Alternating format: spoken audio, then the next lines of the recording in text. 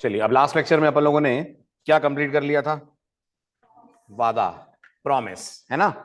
अब आज आपको पढ़ना है मॉडर्न तरीका जावास्क्रिप्ट में एपीआई कम्युनिकेशन करने का, क्योंकि ये तरीका एज इट इज आप में से जो रिएक्ट में वहां आपको यूज करना है। नहीं भी है आप रिएक्ट में, तो जो आप प्रोजेक्ट बनाएंगे जावास्क्रिप्ट का फ्रंट एंड में, वहां एपीआई कॉलिंग इसी तरीके से होगी, जिसका नाम है फेच। बट बिफोर फेच हमें एक और छोटा सा टॉपिक पढ़ना है, जो बहुत बहुत बहुत जरूरी है अगर आप जावास्क्रिप्ट में आगे जा रहे हैं, और फेच में भी आप इसको यूज करेंगे, जिसका नाम है एसिंक और अवेट। ठीक है, कौन है एसिंक अवेट? तो ये दोनों दो कीवर्ड्स हैं जो जावास्क्रिप्ट में ऑफ लेट ऐड करे गए हैं। ऑफ लेट मतलब कब ऐड करे गए हैं? पढ़िए, इतना टाइम ES 8 से ऐड करे गए, यानी ES 2017 से ऐड करे गए। Got it? ES 6 कब आई? 2015। Got it? ES 8 से यानी 2017 से इन लोगों ने ऐड करा एसिंक और अवेट, इन दो कीवर्ड्स को, जिसका बस एक ही मेन एम है। जो आपके प्रॉमिस का कोड है, जो थोड़ा दिखने में बहुत अगली, बहुत कंफ्यूजिंग लगता है, उस अगली और कंफ्यूजिंग लुकिंग कोड को ये दो कीवर्ड मिलकर सिंपल कर देते हैं। इतना सिंपल कर देते हैं कि, लास्ट लाइन पढ़िए, इतना सिंपल कर देते हैं कि आपका ये कोड एसिंक्रोनस की जगह दिखने लगता है एज सिंक्रोनस कोड। क्योंकि अगर आपने एसिंक्रोनस सिंक्रोनस दोनों के लेक्चर अच्छे से समझे हैं, तो आप इस बात पे एग्री करेंगे कि एसिंक्रोनस कोड को ट्रेस करना थोड़ा मुश्किल होता है, कंट्रोल कहीं से कहीं जम कर जाता है, जबकि सिंक्रोनस को ट्रेस करना आसान होता है। तो कोड अभी भी एसिंक्रोनस होगा, लेकिन उसको जैसे आप लिखेंगे ना, वो सिंक्रोनस स्टाइल में काम करेगा। यानी पढ़ने में ऐसा लगेगा जैसे आप एक सिंक्रोनस कोड को पढ़ रहे हैं। That is the main purpose of these two keyword. तो इनके बिना काम नहीं होगा? बिल्कुल होगा। मैं इनके बिना भी आपको फेच पढ़ा सकता हूं, हम पूरा प्रोजेक्ट भी इनके बिना बना सकते हैं, बट ये ज्यादा इजी कर देते हैं आपके कोड लिखने के तरीके को। ये कुछ वैसा ही है जैसे आप नॉर्मल फॉर लूप चलाते हैं, उसकी जगह आप फॉर ईच या फॉर ऑफ चलाते हैं, तो थोड़ा सा सिंटेक्स आपका इजी हो जाता है, पढ़ने में चीजें थोड़ी सी आसान हो जाती हैं। यही काम ये दो कीवर्ड्स मिलकर करते हैं। इसमें पहला उतना इंपॉर्टेंट नहीं है जितना इंपॉर्टेंट दूसरा कीवर्ड है, बट पढ़ना अपन को दोनों को है। तो शुरुआत पहले कीवर्ड से करते हैं, जिस कीवर्ड का नाम होता है एसिंक। बताइए, पढ़िए और मुझे बताइए इस कीवर्ड का क्या रोल है, जल्दी से, क्विक। कौन है ये? तो ऑब्वियस सी बात है, एक कीवर्ड है। किसके साथ लगता है? लूप के साथ? एरे के साथ? नहीं, फंक्शन के साथ लगता है। यानी अभी तक आप लिखते थे फंक्शन F1, अब आप लिखा करेंगे एसिंक फंक्शन F1। ओके, क्या रोल होता है एसिंक कीवर्ड का? तो जावास्क्रिप्ट का मानना है कि अगर आपके फंक्शन के अंदर आप कुछ भी एसिंक्रोनस कर रहे हैं, समथिंग रिलेटेड टू प्रॉमिस कर रहे हैं, क्या करते हैं प्रॉमिस से रिलेटेड? अपन प्रॉमिस से रिलेटेड दो काम करते हैं, या तो प्रॉमिस बनाते हैं और या तो प्रॉमिस कंज्यूम करते हैं। तो आपका फंक्शन अगर प्रॉमिस बना रहा है या प्रॉमिस कंज्यूम कर रहा है, दोनों ही परिस्थितियों में आप उसके आगे कीवर्ड लगा देंगे विच इज कॉल्ड एसिंक। जैसे लास्ट लेक्चर में भी मैंने इस बात को पॉइंट आउट करा था कि जो आपने फंक्शन बनाया था, मेक प्रोजेक्ट बनाया था ना, मेक प्रोजेक्ट, उसके नाम को देखकर समझ में आ रहा है कि ये एसिंक्रोनस टास्क कर रहा है? नहीं आ रहा है ना। मेरी बात को समझने के लिए आपके लास्ट लेक्चर के कोड को मैं ओपन करता हूं। अगर आप थे लास्ट लेक्चर में, तो ये आपका लास्ट लेक्चर का कोड है। इमेजिन करिए मैं इसको ऐसे कर देता हूं। अब आप मेरे को बताइए, इस लाइन को देखकर, लाइन नंबर 3 को देखकर, कहां समझ में आ रहा है कि मेक प्रोजेक्ट एक एसिंक्रोनस एक्टिविटी करने वाला फंक्शन है? तो जावास्क्रिप्ट कहती है सबसे पहले तुम्हारे फंक्शन में अगर तुम प्रॉमिस रिलेटेड कुछ भी कर रहे हो, तो उसकी रीडेबिलिटी इंप्रूव करने के लिए तुम उसके आगे कीवर्ड लगाओगे एसिंक। तो एसिंक का आना किस बात की पहचान है? कुछ एसिंक्रोनस टाइप का काम इस फंक्शन की बॉडी के अंदर रन हो रहा है। नंबर 1। नंबर 2, जब आप किसी फंक्शन के साथ एसिंक लगा देते हैं, ध्यान से सुनिएगा, जब आप किसी फंक्शन के साथ एसिंक लगा देते हैं, तो वो फंक्शन कुछ भी रिटर्न करे, अगर कुछ भी रिटर्न करे, जावास्क्रिप्ट उसको प्रॉमिस बना देती है। क्या बना देती है? प्रॉमिस बना देती है। हालांकि आप मेरी बात अगर ध्यान से सुन रहे हैं, तो आप मुझे बोल सकते हैं सर मेक प्रोजेक्ट तो वैसे भी प्रॉमिस ही रिटर्न कर रहा है। बिल्कुल सही है, मेक प्रोजेक्ट वैसे भी प्रॉमिस रिटर्न कर रहा है। तो अगर मैं मेक प्रोजेक्ट के पहले एसिंक लगाऊं, तो मुझे कोई बहुत बड़ा फायदा नहीं होगा, सिवाय इस बात के कि रीडेबिलिटी पढ़ने वाले के लिए इजी हो जाएगा, उसको हिंट लग जाएगा, ओके ओके किसी ने यहां एसिंक लगाया, मतलब जरूर अंदर कुछ एसिंक टाइप का काम हो रहा है। बट सपोज करिए मैं यहां पर कुछ नॉर्मल काम भी कर रहा होता, कुछ नॉर्मल काम भी कर रहा होता, और मैंने इसके आगे लगा दिया होता एसिंक, तो ये अगर कुछ भी रिटर्न करता ना, कुछ भी मतलब कुछ भी रिटर्न करता ना, 10 भी अगर रिटर्न करता ना तो जावास्क्रिप्ट उस 10 को कन्वर्ट कर देती इनटू प्रॉमिस और उसके रिजॉल्व आंसर को बना देती 10। उसके रिजॉल्व आंसर को बना देती 10। मैं हेलो भी रिटर्न कर रहा होता अपने फंक्शन से तो जावास्क्रिप्ट उस हेलो को प्रॉमिस में डाल देती और रिटर्न करने पर रिजॉल्व आंसर बना देती हेलो। तो फटाफट बताइए एसिंक के क्या क्या काम। नंबर 1 रीडेबिलिटी इंप्रूव करना, नंबर 2 टाइप कास्टिंग करना, कह सकता हूं रिटर्न वैल्यू की कास्टिंग कर देता है ये। तुम कुछ भी रिटर्न करोगे अगर उस फंक्शन के आगे एसिंक लगा है तो जावा फिर उसको स्क्रू टाइट करके प्रॉमिस में भरकर रिटर्न करेगी। कुछ नहीं रिटर्न करोगे तो अनडिफाइंड रिटर्न करेगी प्रॉमिस बनाकर। यानी one thing is sure, any function which is prefix with async returns everything as a promise. Even if it does not return anything, it returns undefined. That undefined is also returned as promise. है ना? तो आप कह सकते हो लेकिन sir ये कोई बहुत बड़ा फायदा तो नहीं है। बिल्कुल सही, ये कोई बहुत बड़ा फायदा नहीं है, but at the back of your mind ध्यान रखिएगा जब आप प्रोजेक्ट बनाएंगे और कोई फंक्शन ऐसा बनाएंगे जिसके आगे आपने async लगाया तो भूलिएगा मत ये फंक्शन अब प्रॉमिस रिटर्न करेगा। Got it? तो गेस करिए मैंने एक फंक्शन बनाया ऐड, है ना? ऐड के अंदर मैंने कहा a इक्वल टू 10 + 20 रिटर्न है, तो मुझे मालूम है ये 30 रिटर्न कर रहा है, पर अगर इसके आगे एसिंक लग गया तो ये 30 रिटर्न करेगा एज प्रॉमिस। हालांकि आज के लेक्चर में ये सेकंड फीचर हमारे काम नहीं आएगा, हमारे काम अवेट ज्यादा आएगा। But do remember if a function is prefix with async whatever it returns gets converted into promise. ठीक है? तो अभी के लिए मैं इसके आगे एसिंक लगा सकता हूं, तो आप बोलोगे हाँ सर लगा सकते हैं, क्या फर्क पड़ेगा? आप बोलोगे कुछ नहीं पड़ेगा, आपका तो वैसे भी फंक्शन प्रॉमिस ही रिटर्न कर रहा है, बट अगर नहीं कर रहा होता तो जो कर रहा होता वो बन जाता प्रॉमिस। ठीक है? चलिए आगे बढ़ू। तो आपको समझ में आ गया होगा एसिंक कोई बहुत बड़ा काम नहीं करता है। बिल्कुल ठीक, एसिंक कोई बहुत बड़ा काम नहीं करता है। बहुत बड़ा काम इसका जोड़ीदार करता है, इसका पार्टनर करता है, और इसके पार्टनर का नाम है अवेट। पहले आप एसिंक देख लीजिए कैसा दिखता है। सिंपल है ना, एक कीवर्ड ही है जो फंक्शन के पहले आप लगा देंगे, और कैसे भी फंक्शन के पहले, कैसे भी मतलब एरो भी होता तो भी आप उसके पहले लगा सकते थे एसिंक। ठीक है? बहुत बढ़िया। अब आती है एसिंक के बारे में दो जरूरी बातें जो मैं आपको बता चुका हूं। नंबर 1, एसिंक का आना ये हिंट देता है कि फंक्शन में कुछ, वेरी गुड, जैसे हिंदी में कहा है ना दाल में कुछ काला है, ऐसे एसिंक का आना ये बता देता है कि फंक्शन के अंदर कुछ एसिंक टाइप की एक्टिविटी हो रही है। अच्छा, एसिंक नहीं होगा तो एसिंक टाइप की एक्टिविटी नहीं हो रही है? हो रही है, बिल्कुल हो रही है। लास्ट वीक आपने बिना एसिंक के ही एसिंक एक्टिविटी की थी, बट एसिंक होगा तो ये श्योर हो जाएगा कि एसिंक टाइप की एक्टिविटी हो रही है। नंबर 2 ज्यादा इंपॉर्टेंट है कि अगर आपके फंक्शन ने कुछ भी रिटर्न करा जिसके आगे लगा है एसिंक, तो एसिंक उसको बना देगा प्रॉमिस। ठीक है? ये आप ध्यान रखना आगे के पॉइंट्स के लिए, जब आप प्रोजेक्ट में इसको यूज करोगे तब इसका इफेक्ट आपको दिखेगा। दिमाग में कुछ क्वेश्चन आएंगे ऐसा क्यों हुआ, तो याद आएगा अच्छा इसलिए हुआ क्योंकि इसके आगे लगा दिया अपन ने एसिंक। अब ज्यादा ध्यान से पढ़ना अगले कीवर्ड को। पढ़ो क्या है ये और इसकी क्या खासियत है जेएस के अंदर। ये तो मैं भी बोल रहा हूं अकेला एसिंक कुछ बहुत बड़ा काम नहीं कर रहा है, तो अगर पिछले कोड में एसिंक लगा दूं तो कुछ नहीं होगा, उसके लगने नहीं लगने से कोई फर्क नहीं पड़ना है। ठीक है? फर्क पड़ना है इससे। पढ़िए क्या कह रहा है सेकंड पैरा।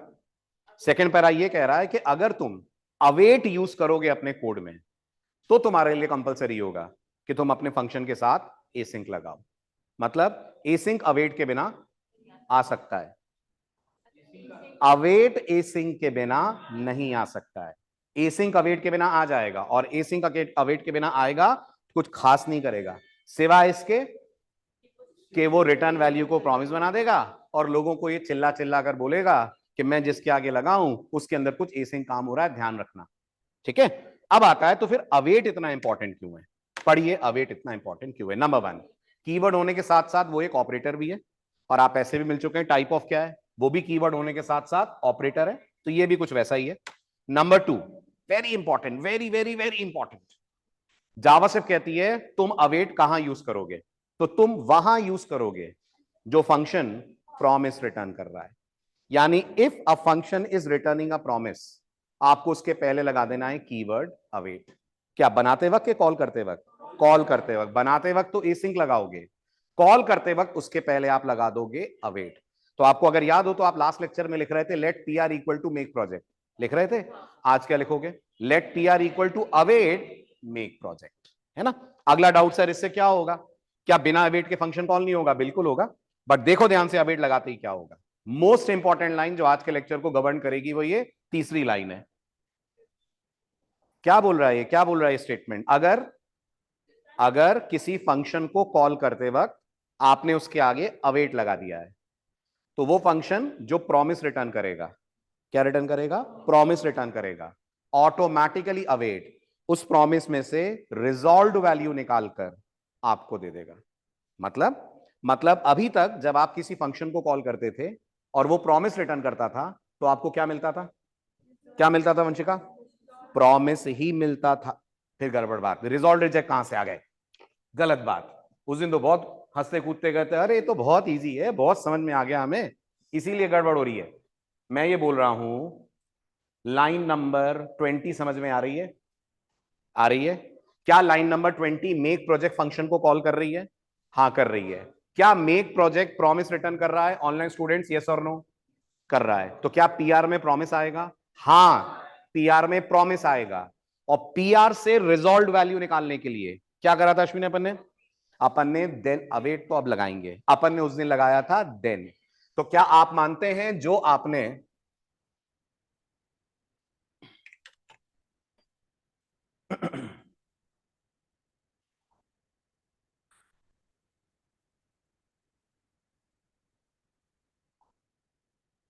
क्या आप मानते हैं जो आपने ये हुर्रे रिटर्न करा है, ये आपको रिजल्ट में तभी मिलेगा जब यहां देन लगेगा, वरना तो नहीं मिलेगा ना।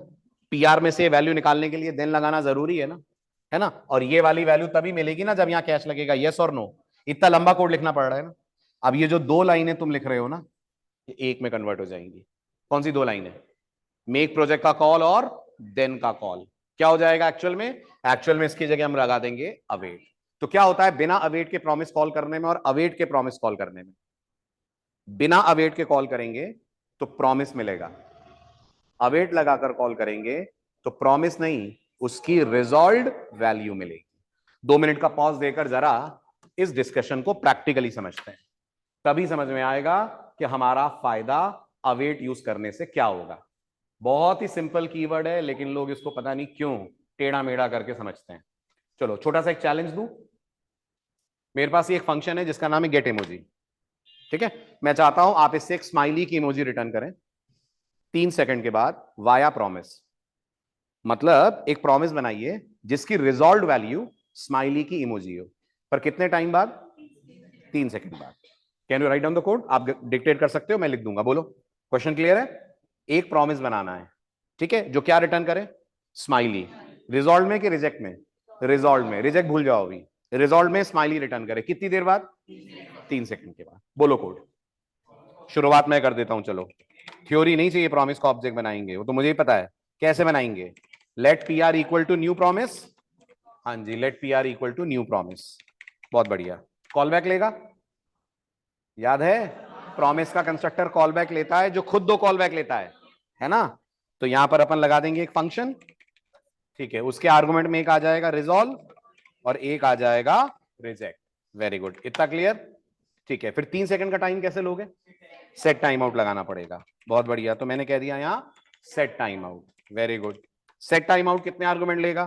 तो वो भी आपसे लेगा एक तो कॉल बैक और एक टाइम पीरियड। मैंने बोला 3 सेकंड टाइम चाहिए, तो 3000 मिली सेकंड हो जाएंगे। और रिटर्न क्या करने को बोल रहा हूं मैं? स्माइली की इमोजी। कैसे रिटर्न करेंगे? Return keyword. तो फिर भूल गए? ऑनलाइन स्टूडेंट कैसे रिटर्न करेंगे? वेरी गुड प्रत्युष, रिजॉल्व करते हैं। जब प्रॉमिस से कुछ रिटर्न करते हैं तो रिटर्न थोड़ी बोलते हैं, या तो रिजॉल्व बोलते हैं और या तो रिजेक्ट बोलते हैं। तो क्या लिखना पड़ेगा? लिखना पड़ेगा रिजॉल्व। स्माइली की इमोजी कैसे आएगी? विंडो और सेमीकोलन, और फिर कहां गया? ये रहा हमारा स्माइली। ये तो गुस्सा हो गया। चलिए ठीक है, ये सही है। ठीक, तो क्या ये आपका गेट इमोजी प्रॉमिस रिटर्न कर रहा है? कर रहा है ना? ठीक है, तो मैं इसके आगे एसिंक लगा दूं क्योंकि अंदर कुछ प्रॉमिस रिलेटेड काम चल रहा है। नहीं लगाऊंगा तो कोई फर्क नहीं पड़ेगा क्योंकि रिटर्न प्रॉमिस ही, अच्छा रिटर्न नहीं हुआ। Let me write down one more line, return PR. ठीक है ना? अब इसको जरा कॉल कर रहा था, ये हम लास्ट सैटरडे रिवाइज कर रहे हैं। चलो एसिंक हटाता हूं, लास्ट सैटरडे रिवाइज कर रहे हैं तो एसिंक क्यों चाहिए? करो करो करो करो। Let P R is equal to, let P R is equals to, इसको कॉल करोगे आप गेट इमोजी। वेरी गुड, तो ये आपने कॉल कर लिया गेट इमोजी। ठीक है, अब मैं एक लाइन लिखूंगा, जरा बताना इसका क्या असर पड़ेगा। हमारे HTML पेज पे एक स्पैन है जिसकी आईडी रिजल्ट है, तो मैंने एक लाइन लिखी,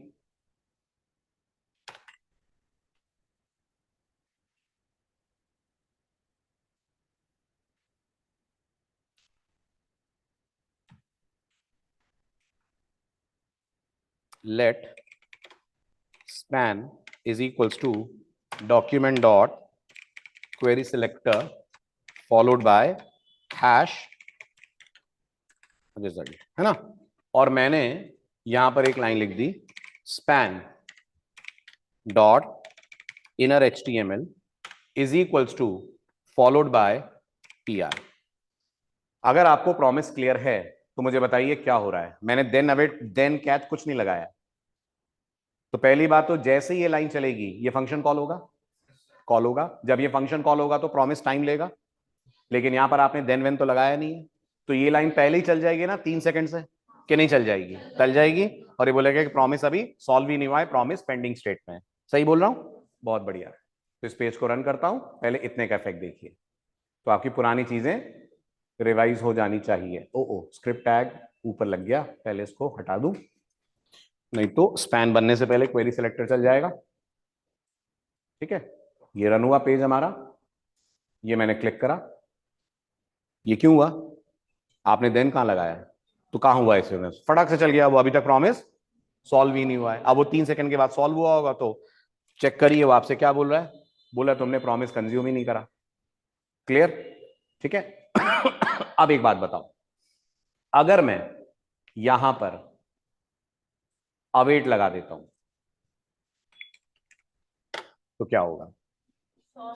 यस, अब पीआर में प्रॉमिस एरर हटाता हूं भी, है ना, एरर को इग्नोर करना। अब पीआर में प्रॉमिस नहीं आएगा, अब पीआर में इमोजी आएगा, इमोजी आएगा, है ना। पहले इमोजी कैसे मिलता मुझे?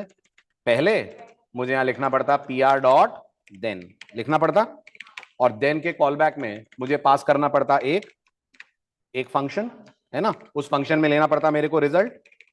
ठीक है, उस रिजल्ट को फिर मैं यूज करता किसमें? स्पैन में, ऐसे। अब मेरे को स्माइली मिलेगा, है ना, अब मिलेगा मेरे को स्माइली। तो अब अगर मैं इस पेज को रन करूं, 1 2 3, गड़बड़, अरे क्या हो गया, सेव नहीं करा? हाँ मैंने पीआर लिख दिया, सॉरी, रिजल्ट आएगा, बिल्कुल सही। So result. ठीक है, अब मैंने पेज रन करा, बटन क्लिक करा, क्लियर। इसका मतलब नॉर्मल प्रॉमिस से रिजॉल्व का डेटा लाने के लिए देन लगाना पड़ता है। एम आई राइट? अवेट कहता है दोस्त ये जो तुम इतना एक्स्ट्रा काम कर रहे हो ना, ये तुम मेरे अकेले कीवर्ड से कर सकते हो। तुम सिर्फ यहां मुझे यूज कर लो, किसके पहले? उस फंक्शन के पहले जो प्रॉमिस रिटर्न कर रहा है, मैं उसके अंदर हाथ डालकर रिजॉल्व वैल्यू खींच लूंगा और तुम्हारे इस वेरिएबल के अंदर पहुंचा दूंगा। So now what will PR receive? Smiley rather than promise. तो क्या अब अगर मैं ये लाइन लिखूं, span dot inner HTML is equal to PR, तो पिछली बार प्रॉमिस प्रिंट हो रहा था, क्या अब स्माइली प्रिंट होगी? हाँ, लेकिन जावा से बोलती है मेरी एक शर्त है, जहां से प्रॉमिस आ रहा है वहां तुम एसिंक लगाओ ना लगाओ तुम्हारी मर्जी, पर जहां अवेट लग रहा है वहां एसिंक लगाना पड़ेगा। जहां से प्रॉमिस आ रहा है वहां एसिंक लगाना नहीं लगाना तुम्हारी इच्छा है, लगाना है लगा दो, नहीं लगाना है मत लगाओ, क्योंकि वैसे भी प्रॉमिस तो आ ही रहा है। पर अवेट जहां लगता है उस फंक्शन के पहले कीवर्ड एसिंक जरूरी है। इसलिए आप देख पा रहे होंगे ऊपर एरर नहीं आ रही है, लेकिन नीचे एरर जरूर आ रही है ना। और ऊपर मैं एसिंक लगा भी दूंगा तो कुछ फर्क नहीं पड़ेगा, कोड वैसे ही काम करेगा। लेकिन यहां मैसेज पढ़िए क्या बोल रही है जावास्क्रिप्ट, अवेट वहीं यूज करिए जिन फंक्शन के आगे आप एसिंक लगा रहे हैं। पढ़िए, वो याद भी दिला रही है। शायद आप एसिंक लगाना चाह रहे हैं, भूल रहे हैं क्या? मैंने कहा हाँ, तो मैं यहां लगा देता हूं एसिंक। ओके, तो अगर मैं यहां एसिंक लगा दूं लाइक दिस, और अब अगर इस पेज को अपन चलाएं तो विल गेट अ स्माइली।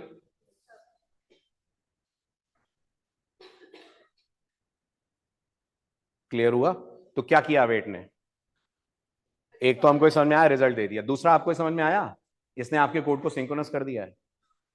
अगर मैं ये ना लगाऊं, समझो, अगर मैं ये ना लगाऊं तो ये तुरंत चलेगा लाइन नंबर 12, चलेगा ना, और प्रिंट हो जाएगा ना प्रॉमिस। अगर मैं ये लगा दूं तो ये फिर बोलेगा, सबको बोलेगा रुक जाओ, पहले मैं चलूंगा फिर तुम लोग चलोगे। यानी अवेट आया तो अगर सी पढ़ी हो आपने तो ये गेट सी एच की तरह काम करेगा, प्रोग्राम रोक देगा। या किसी भी दुनिया की प्रोग्रामिंग लैंग्वेज में जब इनपुट लेते हैं तो कोड रुकता है ना, ऐसे यहां पे कोड रुक जाएगा। जैसे ही अवेट आएगा कोड विल स्टॉप। तो क्या नहीं चलेगा? कुछ नहीं चलेगा, चाहे आगे वाले कोड का अवेट से लेना देना हो चाहे ना हो, कोड वहीं का वहीं पॉज हो जाएगा। That is the job of await. और पॉज हो जाएगा मतलब ये लाइन के बाद अगली लाइन चलेगी। खुशी? पॉज हो जाएगा मतलब लाइन नंबर 11 के बाद लाइन नंबर 12 चलेगी, है ना? इसी को तो बोलते हैं, उल्टा बोल रहे हो, इसी को तो बोलते हैं सिंक्रोनस। सिंक्रोनस क्या बोलता है? फर्स्ट लाइन कंप्लीट होने के बाद सेकंड चले, सेकंड पूरी होने के बाद थर्ड चले। अभी क्या हो रहा था? अवेट नहीं लगा रहा था तो प्रॉमिस अभी सॉल्व भी नहीं हुआ था और स्पैन डॉट इनर एचटीएमएल पहले ही रन हो गया था। बट अवेट ने क्या बोला? अवेट ने बोला पॉज हो जाओ, रुक जाओ, पहले प्रॉमिस सॉल्व होगा उसके बाद अपन आगे बढ़ेंगे। ठीक है, तो अवेट के बारे में 3 जरूरी बातें। नंबर 1, लगेगा वहीं जिस फंक्शन के आगे एसिंक लगा है। नंबर 2, लगेगा उसके कॉल पे जो क्या रिटर्न कर रहा है? प्रॉमिस, जो प्रॉमिस रिटर्न कर रहा है, जो प्रॉमिस रिटर्न कर रहा है। और करेगा क्या? एक तो प्रोग्राम पॉज कर देगा, दूसरा रिटर्न्ड प्रॉमिस से निकाल लेगा रिजॉल्व वैल्यू, है ना? तो इस कोड की रीडेबिलिटी इंप्रूव करने के लिए इसको रिजल्ट बोल दूं, क्योंकि अब प्रॉमिस थोड़ी मिल रहा है मेरे को, अब मेरे को रिजॉल्व वैल्यू मिल रही है। सो आई मेक इट रिजल्ट, और यहां पे भी मैं कर दूंगा रिजल्ट। इतना क्लियर है? कहानी का फर्स्ट पार्ट समझ आया? आया, ठीक है। अब बात होगी रिजेक्ट पे क्या होता है। रिजॉल्व पे तो समझ में आ गया, क्या करता है वेट? रिजॉल्व वैल्यू अपन को रिटर्न करके हमारे वेरिएबल में रिसीव करवा देता है। ठीक है, अब अपन इसी कोड को लेकर चलते हैं एग्जाम्पल 2 पे। एग्जाम्पल 2 में मैं क्या कर रहा हूं? सेम कोड लिख रहा हूं और मैं चाहता हूं हम कभी स्माइली और कभी सैड फेस रिटर्न करें। ठीक है, और मैं चाहता हूं स्माइली तब रिटर्न करें जब हमारे पास रैंडम वैल्यू 1 आए। कौन सी वैल्यू? रैंडम। मतलब यहां पर एक छोटा सा कोड लिखना है कि एक रैंडम वैल्यू प्रोड्यूस हो। अगर वो रैंडम वैल्यू 1 है तो रिटर्न हो स्माइली, अगर वो रैंडम वैल्यू 0 है तो रिटर्न हो सैड फेस। स्माइली रिटर्न हो रिजॉल्व होकर, सैड फेस रिटर्न हो रिजेक्ट होकर। फिर से बोलो क्या क्वेश्चन है? नंबर 1, एक रैंडम नंबर जनरेट करना है। वो रैंडम नंबर या तो 0 हो और या तो 1 हो। तो पहले तो यही सीखो, रैंडम नंबर कैसे जनरेट करेंगे जो कभी 0 और कभी 1 दे। तो आई होप आपको याद होगा, जेएस के पास एक मैट डॉट रैंडम नाम का फंक्शन है, ठीक है? लेकिन ये तो पॉइंट्स में वैल्यू देता है ना। मैं जितनी बार इसको करूंगा ये पॉइंट्स में कुछ देगा। जेएस के पास एक और फंक्शन है जिसका नाम है मैट डॉट राउंड। अगर अपन मैट डॉट राउंड को मैट डॉट रैंडम पास कर दे तो राउंड वही करेगा जो मैथ्स में राउंडिंग होती है। और मैथ्स में राउंडिंग क्या बोलती है? 0.5 से ऊपर हो तो 1 बना दो, 0.5 से नीचे हो तो 0 बना दो। तो अगर हम math dot random math dot round को पास कर दें तो मैट डॉट रैंडम की वैल्यू अगर 0.4 होगी तो 0 मिल जाएगा, 0.7 होगी तो 1 मिल जाएगा। तो हमें रैंडम 0 1 मिलने लग जाएंगे, है ना? तो पहले तो इसको जरा कंसोल पे टेस्ट करके देख लें ताकि आपको समझ में आए हो क्या रहा है। मैट डॉट राउंड आर्ग्यूमेंट में मैट डॉट रैंडम, तो ये कभी 0 देगा, ये कभी 1 देगा। ठीक है, बहुत बढ़िया। तो ये तो समझ में आ गया रैंडम नंबर कैसे जनरेट होगा। बोलो कोड बोलो। सेट टाइम आउट के अंदर क्या लिख दूं? लेट नम मैट डॉट शाबाश राउंड शाबाश, आर्ग्यूमेंट में बिल्कुल सही, आर्ग्यूमेंट में मैट डॉट, बहुत बढ़िया, मैट डॉट राउंड, आर्ग्यूमेंट में मैट डॉट रैंडम। नम में या तो 0 और या तो 1 आएगा। मैंने कहा अगर 1 आए तो स्माइली और 0 आए तो सैड फेस। बोलो कोड बोलो। If, very good, if num triple equals to 1, तो ये ठीक चल रहा है ना? 1 आए तो स्माइली, एल्स नम नम का, चलो ठीक है नम भी करा दूं, सही है नम भी करा देते हैं, अपन को पता तो चले स्माइली क्यों आया और सैड फेस क्यों आया। तो let's make it dollar num comma smiley for this backtick. और एल्स में क्या कॉल कर लूं?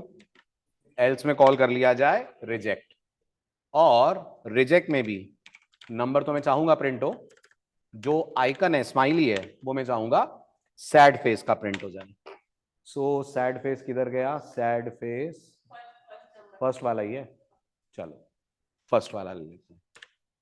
ठीक है, ऑल गुड। ठीक है, नीचे में कोई चेंज नहीं कर रहा हूं, लेट अस सी क्या होता है। तो मैंने कोड रन करा,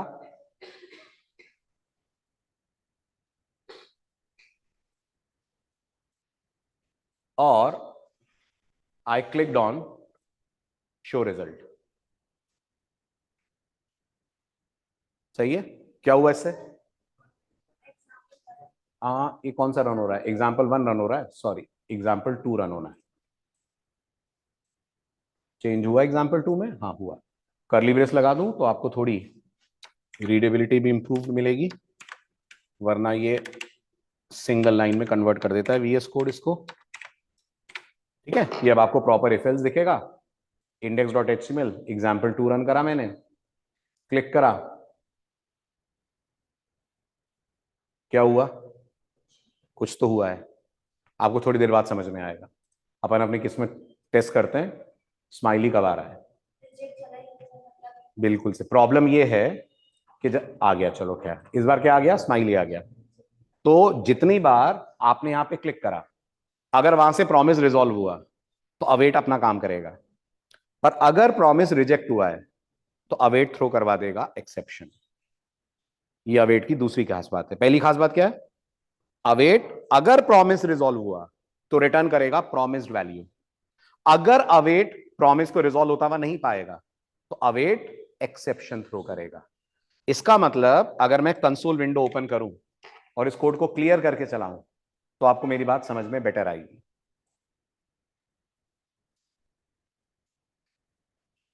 देखा, आपका कोड नहीं चला और आपको लगा ये क्या है, पुराना वाला आउटपुट है ना? इसको रिफ्रेश करते हैं अपन एक बार फिर, देखो अगर रिजॉल्व हुआ तो रिजल्ट एचटीएमएल पेज पे आएगा, नहीं तो कंसोल पे आएगा।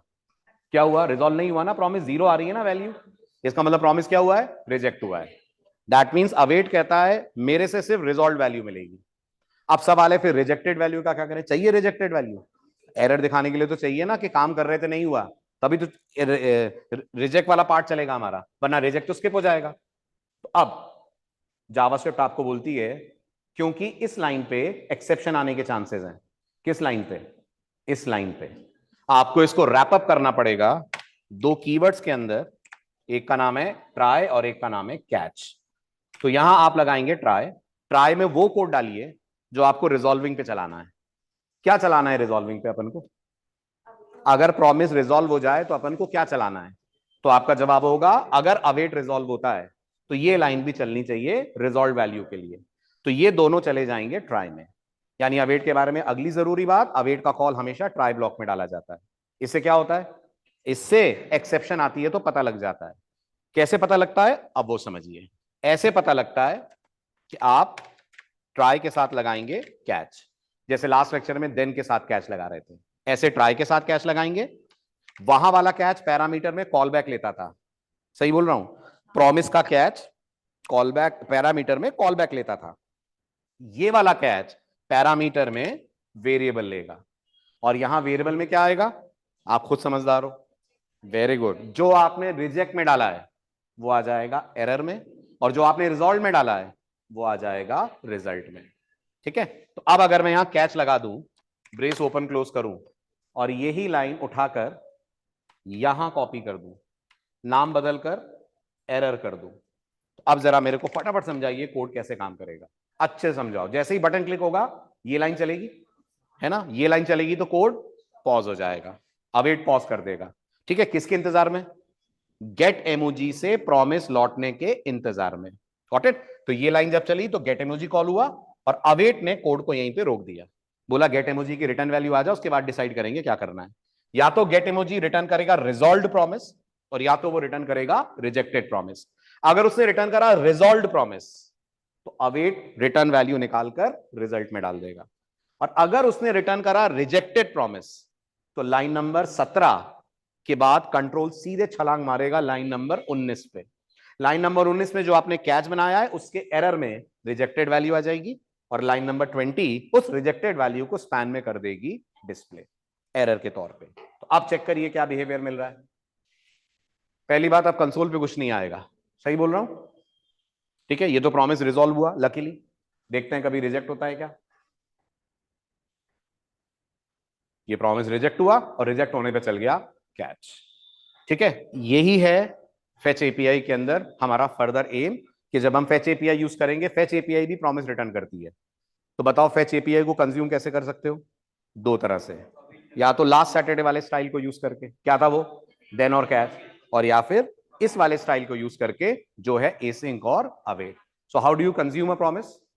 इन two ways, either using then catch और यूजिंग एसिंक अवेट। ठीक है, दोनों में डिफरेंस क्या है? देन कैच थोड़े पढ़ने में मुश्किल है, एसिंक्रोनस स्टाइल में काम करते हैं, याद रखना पड़ता है। अच्छा देन है, अभी नहीं चलेगा, जब प्रॉमिस आएगा तब चलेगा, लेकिन देन के बाद वाला कोड वो पहले चल जाएगा।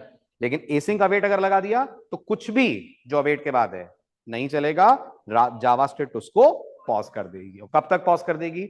जब तक या तो प्रॉमिस रिजॉल्व ना हो जाए और या प्रॉमिस रिजेक्ट ना हो जाए। आपको कैसे पता चलेगा प्रॉमिस रिजॉल्व हुआ कि रिजेक्ट हुआ? ट्राई कैच लगाकर। अगर प्रॉमिस रिजॉल्व होगा तो ट्राई पूरा चलेगा, अगर प्रॉमिस रिजेक्ट होगा ट्राई वाली लाइन स्किप और कंट्रोल चला जाएगा कैच में, जो नॉर्मल किसी भी प्रोग्रामिंग लैंग्वेज में होता है जहां एक्सेप्शन हैंडलिंग ट्राई कैच लगाकर की जाती है। आया कुछ कुछ समझ? हुआ क्लियर? ऑनलाइन स्टूडेंट्स आपको क्लियर हुआ? ट्राई कैच रिजॉल्व रिजेक्ट सब समझ में आ गया? बहुत बढ़िया, वेरी गुड।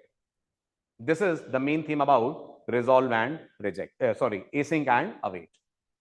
ठीक है, अब आप फटाफट पढ़ लीजिए, जो मैंने पढ़ाया वो सारी बातें मैंने स्लाइड में लिख दी हैं, गो थ्रू इट और बताइए एनी डाउट्स आर देयर। जी आशुतोष, मैं बिल्कुल शेयर कर देता हूं स्लाइड शायद शेयर हो गई हैं, और नहीं हुई है तो मैं कर देता हूं अभी, डोंट वरी, मैं अभी कर देता हूं सारी स्लाइड्स। ठीक है, ये क्लियर है? अवेट कहां लगेगा? जहां एसिंक लगा है, और एसिंक वहां लगेगा जहां अवेट लगा है? नहीं, एसिंक बिना अवेट के आ सकता है, पर अवेट एसिंक के साथ ही आएगा। ठीक है, नेक्स्ट। क्योंकि प्रॉमिस को चलने में वक्त लगता है तो अवेट आपके प्रोग्राम को हॉल्ट कर देगा। कब तक? जब तक प्रॉमिस से आंसर ना आ जाए, और अगर रिजॉल्व हुआ तो अवेट से आगे कोड बढ़ेगा, रिजेक्ट हुआ तो कैच में चला जाएगा, है ना? जैसे इस कोड में आप देख सकते हो, अब ये कोड हमारा वाला एग्जांपल है, बस मैंने थोड़ा छोटा कर दिया, डायरेक्ट रिटर्न न्यू प्रॉमिस कर दिया। अब यहां क्या होगा, इस एमएसजी में क्या आएगा? स्माइली, है ना? रिजेक्ट तो होना नहीं है, पर अगर रिजेक्ट हो गया तो फिर मेरे को यूज करना पड़ेगा ट्राई कैच, क्योंकि अगर रिजेक्ट हो गया तो अवेट थ्रो करता है एक्सेप्शन। ऑनलाइन स्टूडेंट क्लियर हुआ? एसिंक अवेट क्लियर हुआ? बहुत बढ़िया। अब आप लोगों ने जो लास्ट लेक्चर में कोड बनाया था वो प्रोजेक्ट मेक प्रोजेक्ट, ये वाला कोड, क्या आप मुझे फटाफट विदाउट वेस्टिंग एनी टाइम इसको कन्वर्ट करवा देंगे एसिंक अवेट में? हो जाएगा? बहुत बढ़िया, करवाओ। So let me copy this whole code और इसको लेकर चलते हैं अपन एसिंक अवेट के अंदर।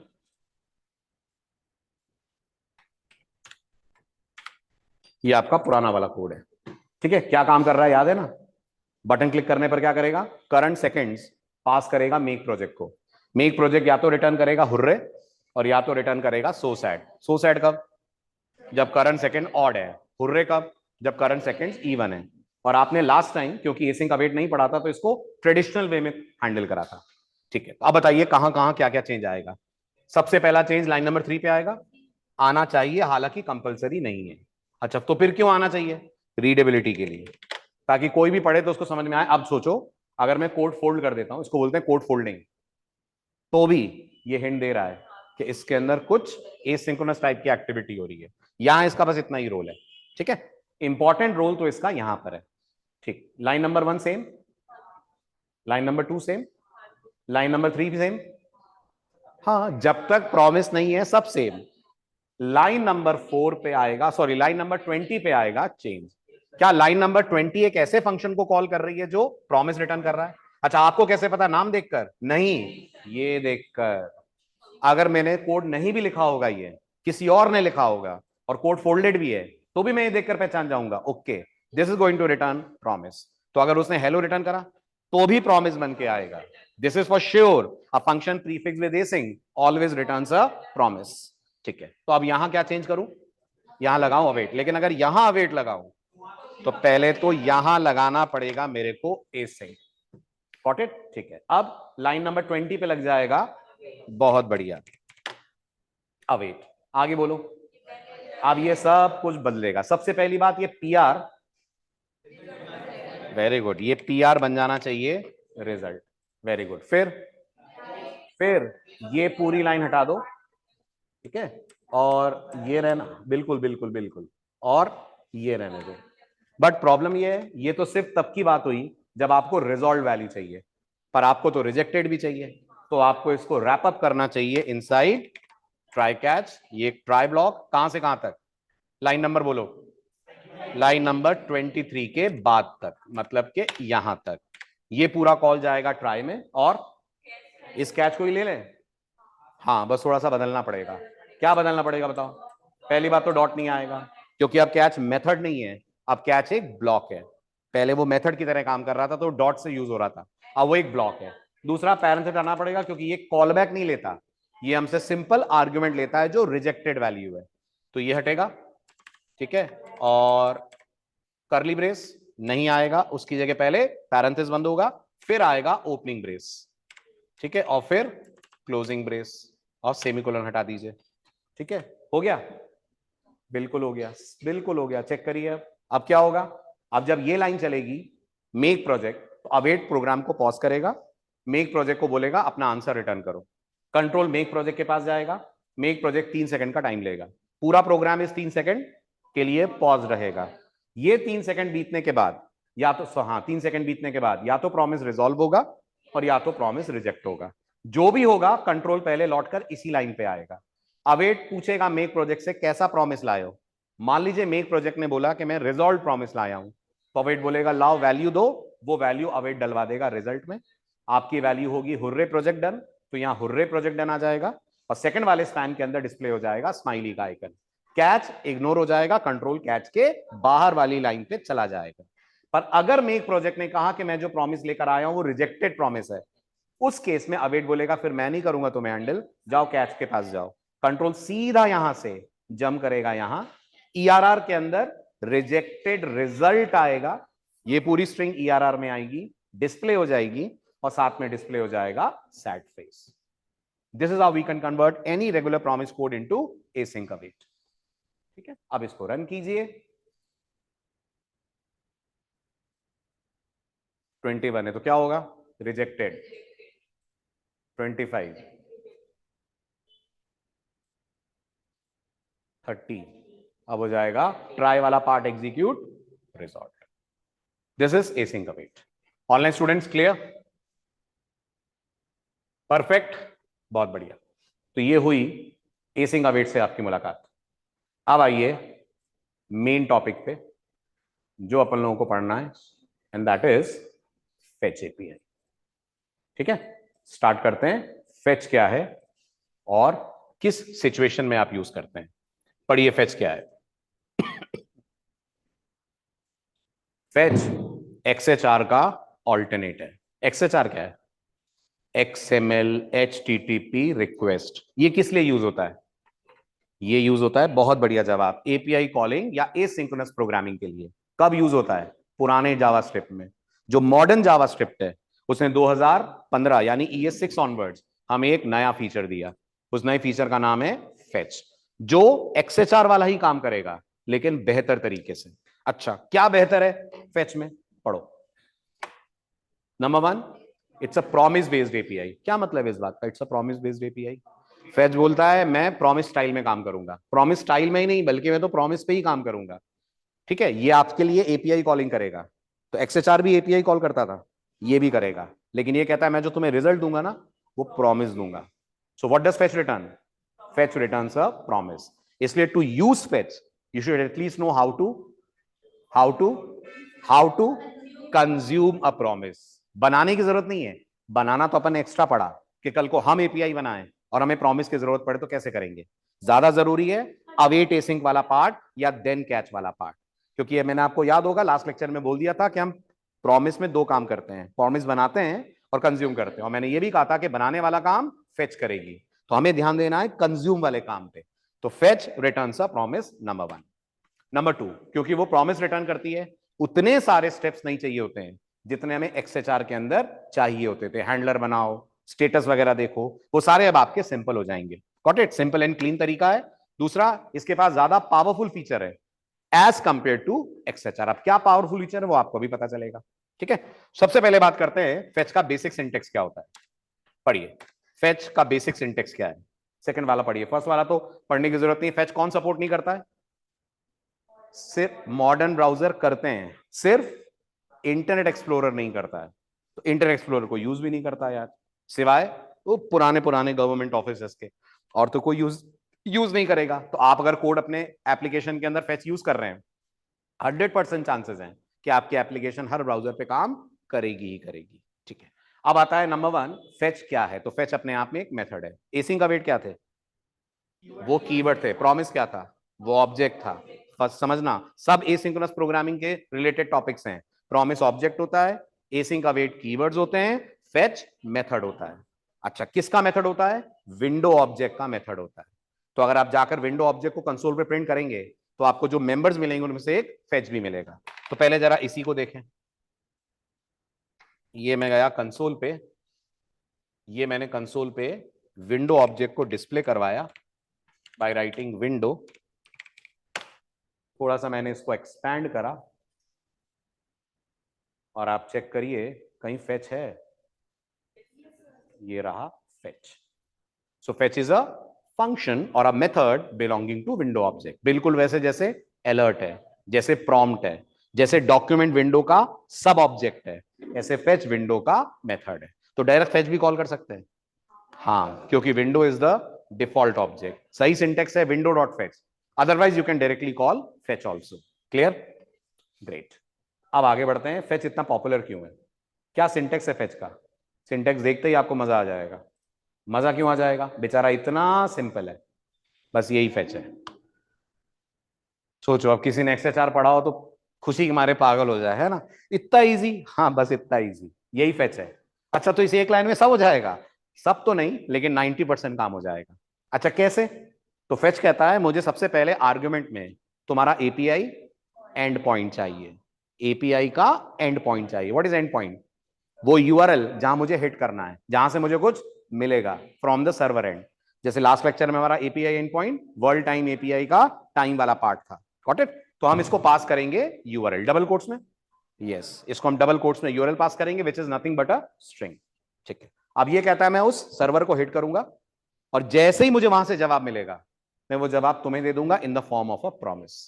In the form of a promise. तो आप मुझे बोल सकते हो कि अच्छा ठीक है, इसका मतलब यहां प्रॉमिस आ रहा है। बिल्कुल, तो आप इसको कंपेयर करो, ये बिल्कुल वो है जो मेक प्रोजेक्ट है। क्या मेक प्रोजेक्ट भी प्रॉमिस दे रहा था? ये भी प्रॉमिस देगा आपको। Is this clear? अब इससे आगे आपको क्या करना है? आप समझदार हो, बताओ। तो आप लोगों के साथ दो रास्ते हैं, या तो देन लगा दे और या अवेट लगा दे। किसके साथ? फेच के साथ। यानी या तो ये कॉल बना दिया जाए let response equal to await fetch, और या बना दिया जाए let response equal to fetch, उसके नीचे लिख दिया जाए रेस्पॉन्स डॉट देन। अच्छा, अवेट नहीं लगाऊंगा तो रेस्पॉन्स में प्रॉमिस आएगा, अवेट नहीं लगाऊंगा तो रेस्पॉन्स में प्रॉमिस आएगा, अवेट लगा दूंगा तो रेस्पॉन्स में प्रॉमिस रिजॉल्व हो जाएगा। क्लियर हुआ? Got it? हम दोनों तरीके लेंगे, बट पहले हम प्लेन स्टाइल में लेते हैं। मतलब हम मानते हैं हमने पिछले 45 मिनट्स तो पढ़े ही नहीं, हमें नहीं पता क्या होता है एसिंग का वेट। तो अगर हम बिना एसिंग का वेट के फेच को यूज करेंगे तो ऐसे ही करेंगे, है ना? अवेट के बिना ही करेंगे तो हमारे पास वेरिएबल के अंदर आ जाएगा प्रॉमिस। ठीक है, आगे पढ़ो। क्लियर है? Online students clear?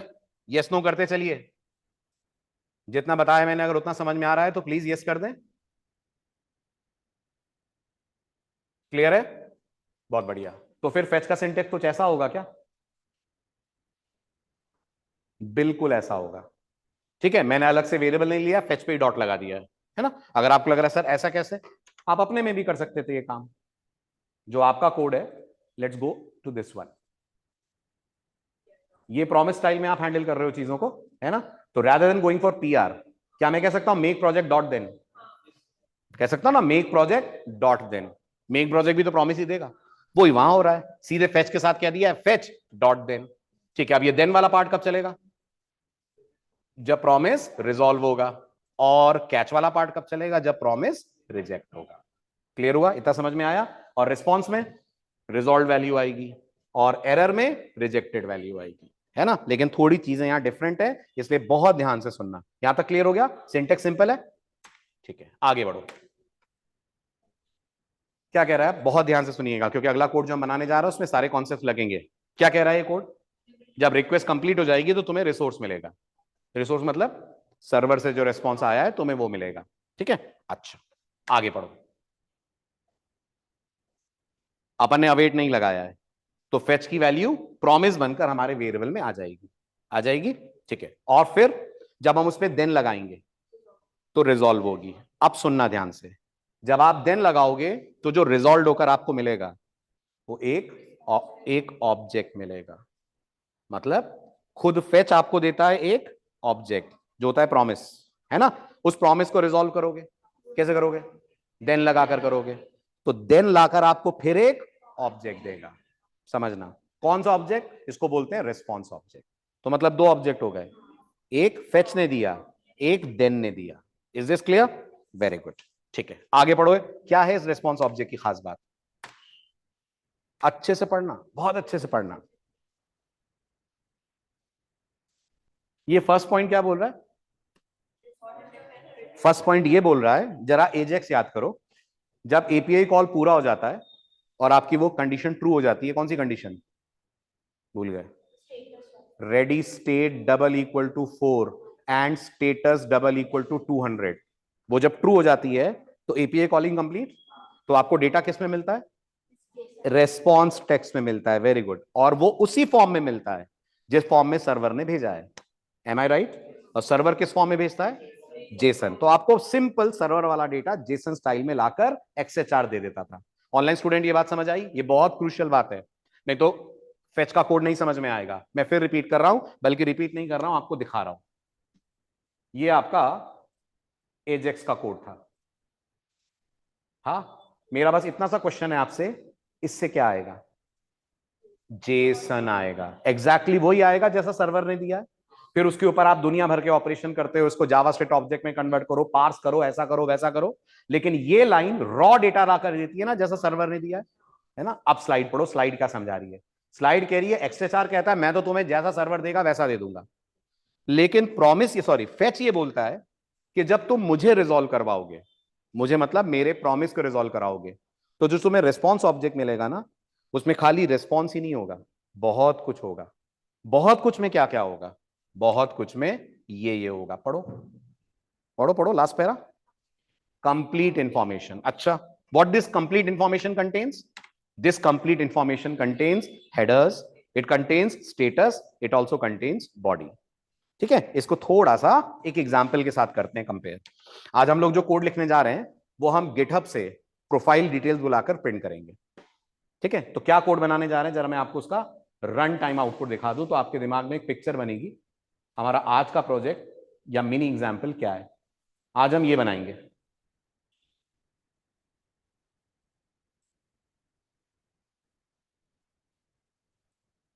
Not this one, ये तो आपका असाइनमेंट होगा। हम लोग ये बनाएंगे।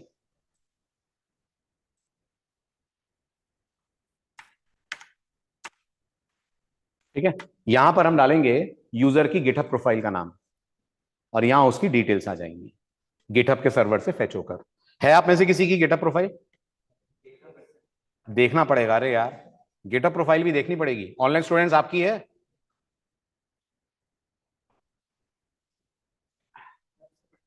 जारवी 3232। ओके, ठीक है, ये मैंने यूआरएल डाला। प्रत्युष बस इतना ही, कोई फोटो वोटो नहीं? अच्छा, कोई और?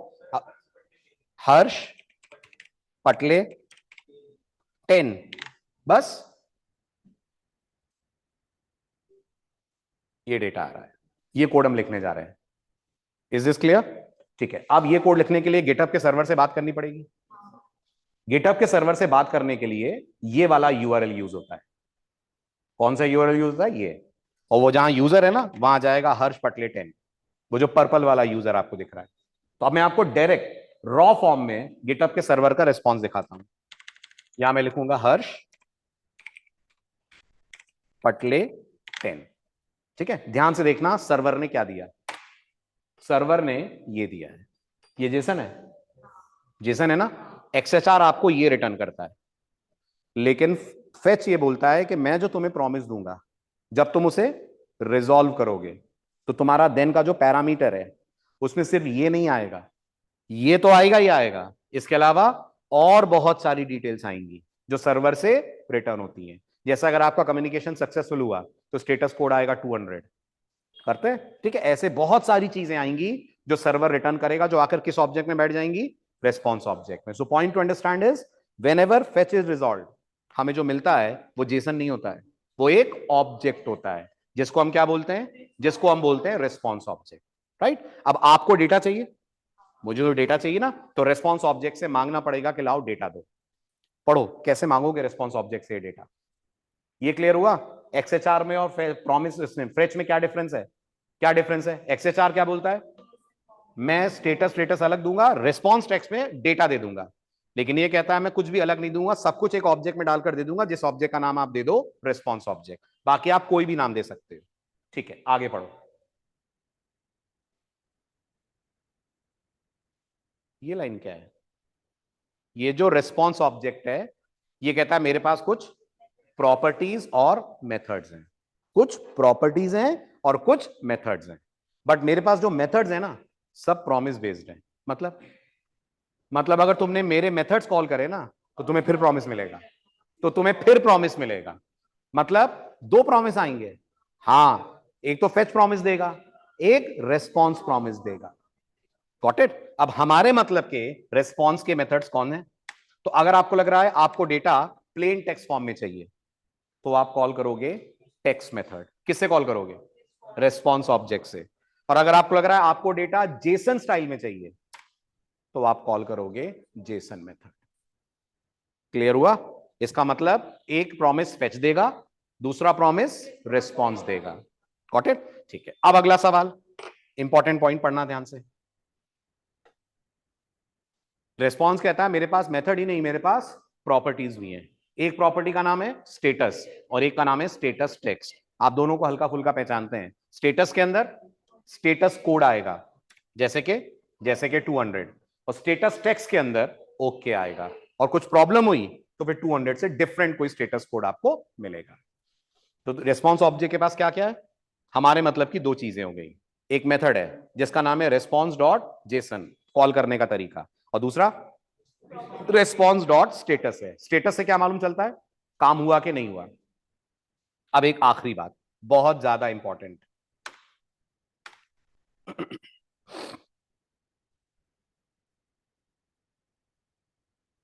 है अजीब बात, क्या अजीब बात है। फेच बोलती है कि अगर कुछ दिक्कत गई ना सर्वर के एंड से तो भी एरर नहीं आएगी, तो भी तुम्हारा तुम्हारा कोड में क्या चलेगा, देन। अपन तो ये जानते हैं ना, प्रॉब्लम आई तो कैच चलेगा, प्रॉब्लम नहीं आई तो देन चलेगा, यहां दोनों सूरतों में देन चलेगा। अब सवाल है कैच नहीं लगाते क्या, फिर लगाते हैं, पर फेच में कैच तब चलता है जब आपका कम्युनिकेशन ही सर्वर से ना हो पाए। ये कैसे पॉसिबल है, इंटरनेट डाउन है, उस केस में आपका कम्युनिकेशन सर्वर से नहीं हो पाएगा। इसका मतलब वो जो कैच तुम लगाओगे फेच के साथ, बी प्रिपेयर्ड, वो तभी चलेगा जब कम्युनिकेशन ही नहीं हुआ। पर अगर कम्युनिकेशन हुआ और सर्वर ने जो प्रॉमिस दिया वो आपके लिए रिजॉल्व वैल्यू ना लाकर रिजेक्टेड वैल्यू लाया, तो भी अवेट आपको, सॉरी, तो भी आपको प्रॉमिस रिजॉल्व होकर ही मिलेगा। ओके, तो मुझे कैसे मालूम चलेगा काम हुआ कि नहीं हुआ, इसीलिए तो ये दोनों दिए हैं, कौन दोनों, स्टेटस दिए हैं। इसका मतलब आप जब देन की बॉडी लिखोगे, आप आंख बंद करके ये नहीं बोल सकते कि आंसर आ गया है, आपको एक इफ लगा के चेक करना पड़ेगा। आंसर आया होगा तो भी देन चलेगा, नहीं आया होगा तो भी देन चलेगा, पर फर्क है जब आंसर आने पर देन चलेगा तो स्टेटस में 200 होगा, वरना स्टेटस में 200 की जगह कुछ और होगा, स्टेटस टेक्स्ट में ओके होगा वरना कुछ और होगा। इसका मतलब देन में भी जाकर इफ लगाना पड़ेगा क्या, हाँ, देन में भी जाकर इफ लगाना पड़ेगा, चेक करना पड़ेगा क्या कि जो आंसर आया है वो स्टेटस में क्या लेकर आया है। अगर वो स्टेटस में 200 लेकर आया है तो फिर जेसन कॉल करेंगे, सही बोल रहा हूं, अगर 200 लेकर आया है तो डेटा आया होगा तो जेसन कॉल करेंगे, नहीं तो फिर देखेंगे क्या करना और एरर को कैसे करना है हैंडल। तो बताइए आगे बढ़ने से पहले अब हम कोड लिखने जा रहे हैं, क्या क्या फर्क रहा फेच और एक्सएचआर में। पहला फर्क, एक्सएचआर नॉन प्रॉमिस बेस्ड है, फेच प्रॉमिस बेस्ड है। दूसरा फर्क, एक्सएचआर जब कम्युनिकेशन पूरा कर देता है तो रेस्पॉन्स टेक्स्ट में सेम डेटा देता है जो सर्वर ने दिया है, यहां जब कम्युनिकेशन पूरा हो जाता है तो आपको एक ऑब्जेक्ट मिलता है जो होता है रेस्पॉन्स ऑब्जेक्ट। Got it? उस रेस्पॉन्स ऑब्जेक्ट के पास आपके मतलब की कुछ प्रॉपर्टीज और मेथड्स हैं। प्रॉपर्टीज आपके मतलब की है स्टेटस और स्टेटस टेक्स्ट, मेथड आपके मतलब का है जेसन। स्टेटस और स्टेटस टेक्स्ट को चेक करके ये मालूम चलता है कम्युनिकेशन का जवाब सही आया कि नहीं आया। सही नहीं आया तो भी देन ही चलेगा, सही आया तो भी देन ही चलेगा। तो फेच में कैच बहुत एक्सट्रीम केस में चलता है, तब चलता है जब कम्युनिकेशन ही आपका ना हो पाए। Got it? तो आपको फेच के देन में कंपैरिजन करो, कंपैरिजन करो, कंपैरिजन करो। फेच के देन में आप इस कॉन्फिडेंस के साथ कोड नहीं लिख सकते जितने कॉन्फिडेंस के साथ यहां लिख रहे हो।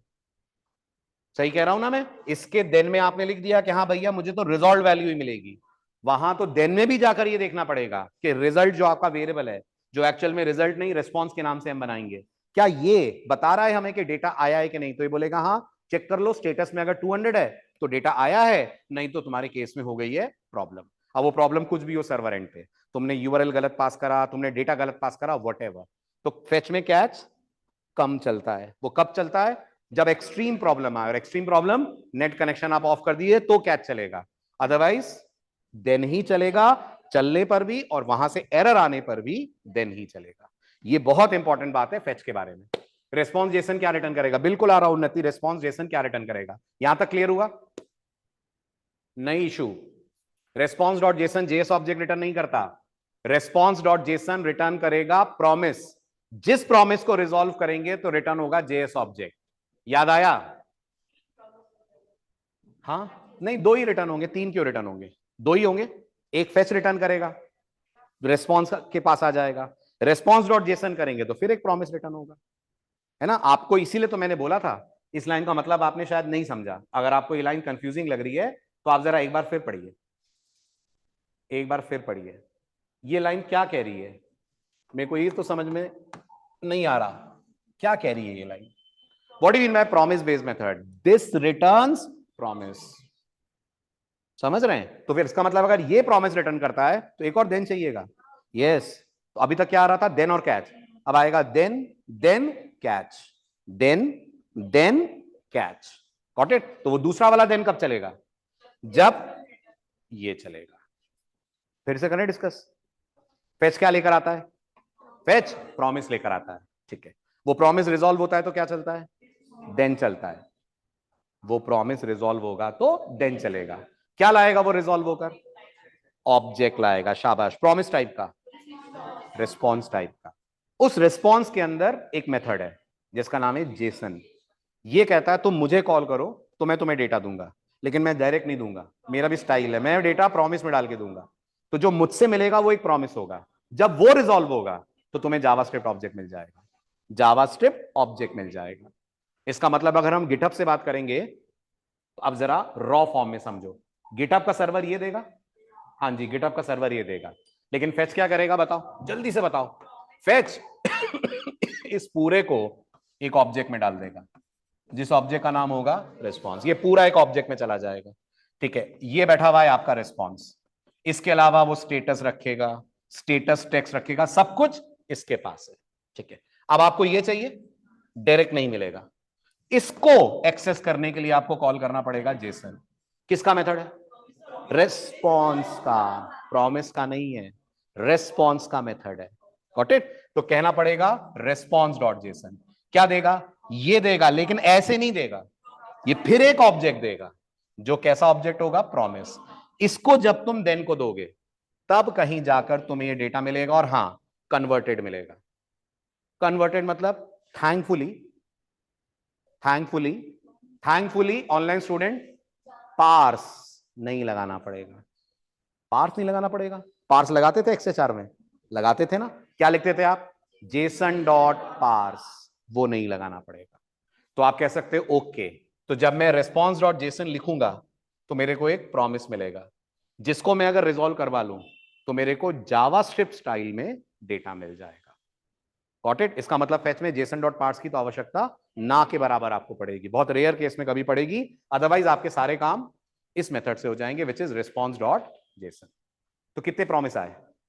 दो ही आए ना, एक फेच ने दिया, एक रेस्पॉन्स डॉट जेसन ने दिया। Online students all clear?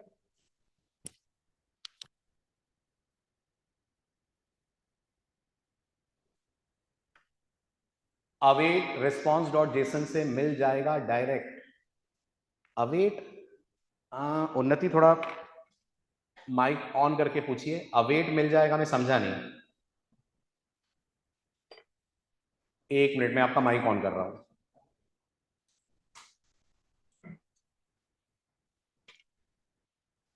जी उन्नति बोलिए, वॉइस इको हो रही है। अच्छा अब ठीक है, अब ठीक है वॉइस। हाँ जी उन्नति बोलिए। सर, रिस्पॉन्स डॉट जेसन से हम लोगों को जेसन ऑब्जेक्ट मिलेगा। नहीं, रिस्पॉन्स डॉट जेसन से हम लोग को प्रॉमिस मिलेगा। उस ओ, प्रॉमिस को जब हम देन में रिसीव करेंगे तो वो हम्म। रिजॉल्व होकर जावास्क्रिप्ट ऑब्जेक्ट बन जाएगा। जेसन तो कहीं आएगा ही नहीं।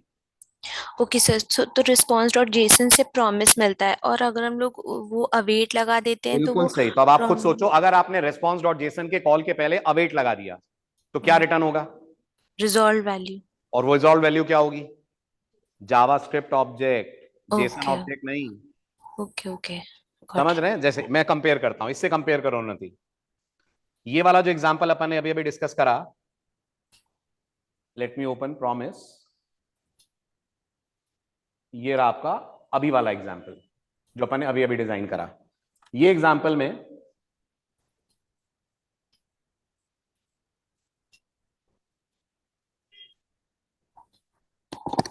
उन्नति, ये बताओ, अगर मैंने यहां अवेट नहीं लगाया होता तो रिजल्ट में प्रॉमिस आता? No sir. अगर मैं अवेट नहीं लगाता तो रिजल्ट में प्रॉमिस नहीं आता? सर, अवेट लगाते तो नहीं लगाता, मैं पूछ रहा हूं।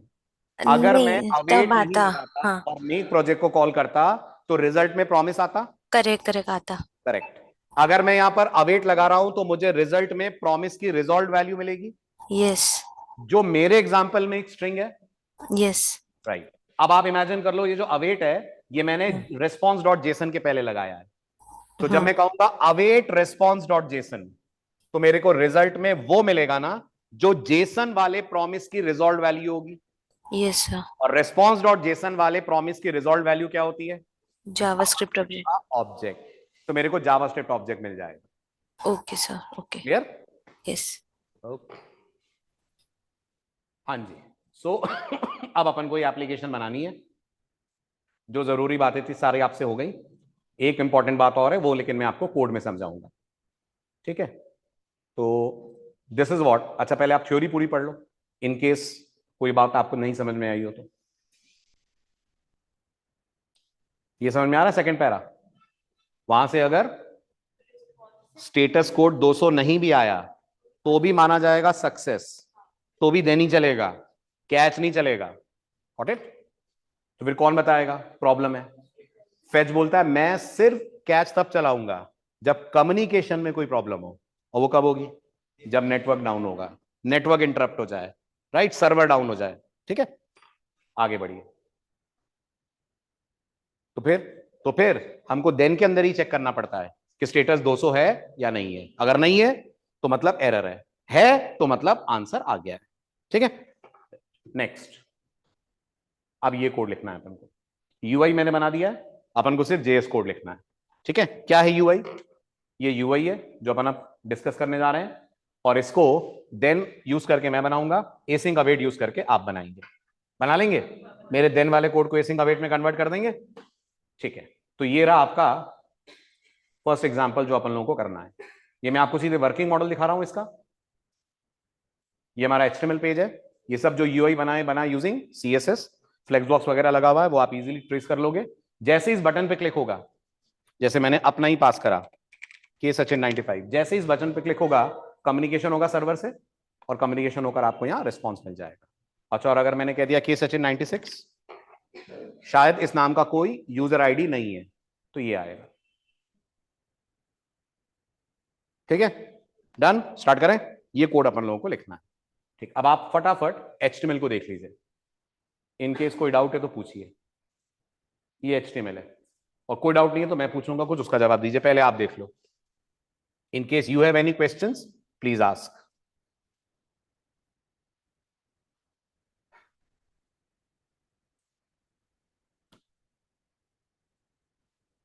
फॉन्ट साइज छोटा करूं थोड़ा? सिंपल।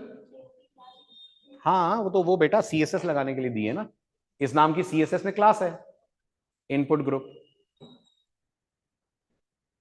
फ्लेक्स बॉक्स लगा हुआ है इस पे, ये आता है सब पढ़ा है, तो बस ये फ्लेक्स बॉक्स के लिए दी हुई है क्लास। क्लियर, चलूं आगे, डन। ठीक है, तो अब मेरा पहला सवाल, इस XML पेज में से किस किस की जरूरत मुझे जावास्क्रिप्ट में पड़ेगी, कौन कौन से एलिमेंट की, क्या बोलते हो? वेरी गुड, एक तो आपको पड़ेगी इस डिव की, क्योंकि इसके अंदर क्या शो करने जा रहे हो, इसके अंदर अपन लोग शो करने जा रहे हैं डिटेल्स। और किसकी जरूरत पड़ेगी आपको, और आपको जरूरत पड़ेगी इस इनपुट बॉक्स की, क्यों, इसी के अंदर तो यूजर टेक्स्ट लिखेगा, वैल्यू लेने के लिए चाहिए ना। और बटन की इवेंट बाइंडिंग मैंने यही कर दी, अगर ना करी होती तो बटन की भी जरूरत पड़ती, ऐड इवेंट लिस्नर कॉल करने के लिए, उसको मैंने अवॉइड करके बेसिक वाली इवेंट हैंडल लगा दी है, जिसमें ऑन क्लिक में मैंने कॉल कर लिया है गेट डेटा। आ रहा है समझ? Very good. कितने फंक्शन बनेंगे? सिर्फ एक, सारी खिचड़ी गेट डेटा में ही पका लेंगे अपन। गेट डेटा के अंदर ही फेच चलेगा, गेट डेटा के अंदर ही देन लगा रहेगा, गेट डेटा के अंदर ही कैच लगा रहेगा, सब कुछ गेट डेटा के अंदर करेंगे। क्लियर? तो एक फंक्शन बनाना है बस अपन को, which is get data. Start करें online students, shall we start? हाँ जी, कहां, ये लाइन नंबर 8 क्या हुआ, डेफर क्यों लगाया? ओके, आप लोग बताइए डेफर क्यों लगाया है? डेफर एक कीवर्ड है जो ब्राउजर को ये बोलता है कि स्क्रिप्ट टैग को तब तक मत चलाना जब तक ये पूरा पेज लोड ना हो जाए, बस इसलिए लगाया है। डेफर नहीं लगाऊंगा तो क्या होगा, डेफर नहीं लगाऊंगा तो ब्राउजर जैसे ही app.js को देखेगा उसको तुरंत रन करेगा, हालांकि मुझे कोई फर्क नहीं पड़ेगा। क्यों? क्योंकि मैं तो एक ही फंक्शन बनाकर काम करूंगा, तो वो फंक्शन तो तभी चलेगा जब बटन क्लिक होगा। लेकिन अगर फंक्शन के ऊपर मैंने कुछ लिख दिया तो दिक्कत हो जाएगी, अगर वहां डेफर नहीं लगाया, वो ऊपर वाला कोड पहले ही चल जाएगा, इससे पहले कि स्क्रिप्ट लोड हो। ऑनलाइन स्टूडेंट क्लियर हुआ? चलूं आगे, तो आ जाइए app.js में, स्टार्ट करते हैं कोड। ये हमारा फंक्शन गेट डेटा, मैं बताऊं, आप कोड बताएंगे या आप ही गाइड करेंगे और आप ही बताएंगे? लॉजिक में बता दूं, इंप्लीमेंट आप कर दोगे, या लॉजिक भी आपका इंप्लीमेंटेशन भी आपका, मैं टाइप कर दूं? चलिए कोशिश करते हैं, शुरुआत करते हैं। सबसे पहले वो जो डिव है और वो जो टेक्स्ट बॉक्स है उनको रेफर करिए, चाहिएगा? Very good, so can I write const, let भी चलेगा कॉन्स्ट भी चलेगा, वेरी गुड। किसको रेफर करना है? मुझे सबसे पहले इस टेक्स्ट बॉक्स को रेफर करना है, इस टेक्स्ट बॉक्स को, ये है ना। तो मैं बोल देता हूं const txt user name is equal to, ठीक है, हाँ जी, डॉक्यूमेंट डॉट, बहुत बढ़िया, query selector followed by hash, अब नाम एज इट इज कॉपी कर लें ताकि कोई गड़बड़ ना हो, कॉपी पेस्ट। क्या मिला इससे? टेक्स्ट बॉक्स मिला कि टेक्स्ट बॉक्स का डेटा मिला? टेक्स्ट बॉक्स मिला, टेक्स्ट बॉक्स का डेटा नहीं मिला, मेरे को डेटा चाहिए। वेरी गुड, इसके आगे एक मेथड कॉल कर लीजिए जिसका नाम है, सॉरी प्रॉपर्टी कॉल कर लीजिए जिसका नाम है वैल्यू। ठीक है, अब ये हो सकता है यूजर ने आगे पीछे स्पेस दी हो, है ना, वैल्यू बाहर आएगा, गलत जगह लिख दिया मैंने, ऐसे करके डॉट वैल्यू, और इस पे मैंने कॉल कर लिया ट्रिम। आ रही है लाइन आपको पूरी समझ में? क्या हो रहा है इससे, क्या हो रहा है, इससे कौन मिला, sorry, value value value value value value, ठीक है। इससे क्या मिला, इससे आपको मिला टेक्स्ट बॉक्स, इससे मिली टेक्स्ट बॉक्स के अंदर की वैल्यू, और इससे अगर आगे पीछे कोई स्पेस है तो वो स्पेस ट्रिम हो गई। So what this variable holds now, txt user name में क्या आ गया, गिटहब का यूजर नेम आ गया। First line clear online students? बहुत बढ़िया। अब मेरे को एक और लाइन लिख के दो जिससे मैं उस डिव को पॉइंट करूं जिसमें रिजल्ट शो करना है ना। वेरी गुड, बोलो क्या नाम है आपके उस डिव का, आपके उस डिव की आईडी है डिटेल्स, सो मैं कह दूंगा const followed by details div is equals to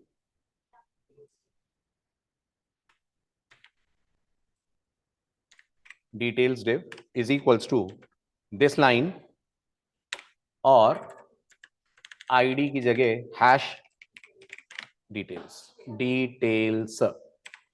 हाँ जी, ऑनलाइन स्टूडेंट यहां तक क्लियर? डिटेल्स, सॉरी डिटेल्स, ठीक है, डिटेल्स ही है एग्जैक्टली ना, आईडी तो नहीं है उसमें, ठीक है, ठीक, ये हम पहुंच गए दोनों के पास, ठीक है। अब अगर मैं ये दो लाइनें फंक्शन के ऊपर लिखता तो डेफर लगाना जरूरी था, वरना वो लाइनें पहले चल जाती इससे पहले के टेक्स्ट बॉक्स और डिव बने। बट मेरे केस में अगर मैं डेफर हटा भी दूंगा तो फिलहाल कोई नुकसान नहीं है, एज ऑफ नाउ कोई नुकसान नहीं है। हाँ हाँ बिल्कुल बिल्कुल बिल्कुल, लास्ट में भी लिख सकते थे, वो भी एक ऑप्शन था, ठीक है। अब क्या ऐसा हो सकता है कि यूजर ने टेक्स्ट बॉक्स में कुछ लिखा नहीं और आपका बटन दबा दिया, हो सकता है। तो मैं चाहता हूं अगर ऐसा हो तो हम नीचे टेक्स्ट बॉक्स में लिख दें, नीचे वाले डिव में लिख दें कि ये गलत है, दिस इज रॉन्ग, प्लीज कुछ टाइप करिए, उसके बाद प्रेस करिए बटन, मतलब प्लीज टाइप यूजर आईडी। कहां डिस्प्ले करना है? यहां इस डिव में, ठीक, बताओ कोड बताओ। इफ, वेरी गुड, कैसे पहचानोगे कि यूजर ने कुछ नहीं लिखा है? एम्प्टी, वेरी गुड, तो या तो मैं लिख दूं एम्प्टी या फिर मैं ये लिख सकता हूं if not txt user name. कुछ याद है? जावास्क्रिप्ट में 5 चीजें फॉल्स होती हैं। जावास्क्रिप्ट, ये कौन है, कोई लैंग्वेज है क्या? जावास्क्रिप्ट में एक तो फॉल्स फॉल्स होता है, एम्प्टी स्ट्रिंग फॉल्स होती है, NaN फॉल्स होता है, याद है? मैंने वही तो लगाया है। अगर यूजर ने कुछ टाइप नहीं करा होगा तो txt यूजर नेम में एम्प्टी स्ट्रिंग आएगी ना, उस एम्प्टी स्ट्रिंग को मैंने नॉट से चेक कर लिया है। क्लियर? ठीक है, अगर ये कंडीशन ट्रू है तो इसका क्या मतलब है? कुछ टाइप नहीं करा और बटन दबा दिया। वेरी गुड, तो हमको डिटेल्स डिव में एरर दिखाना है, वो भी एक पैराग्राफ में और रेड कलर में। बताओ, पैराग्राफ में और रेड कलर में, बताओ। बहुत बढ़िया, details div dot inner HTML, शाबाश, इज इक्वल्स टू बैकटिक, बिल्कुल ठीक कह रहे हैं, पैरा, है ना, रेड कलर चाहिए, स्टाइल, शाबाश, style is equals to double quotes colour, style is equal to red, अच्छा, कलर अपने आप लगा देगा ब्राउजर, हाँ, colour colon red, semicolon, double quotes बंद, एंगुलर ब्रैकेट्स बंद, please enter a valid GitHub user name, ठीक है, और उसके बाद पैरा क्लोज। सही है, पहले इतनी की टेस्टिंग कर लेते हैं।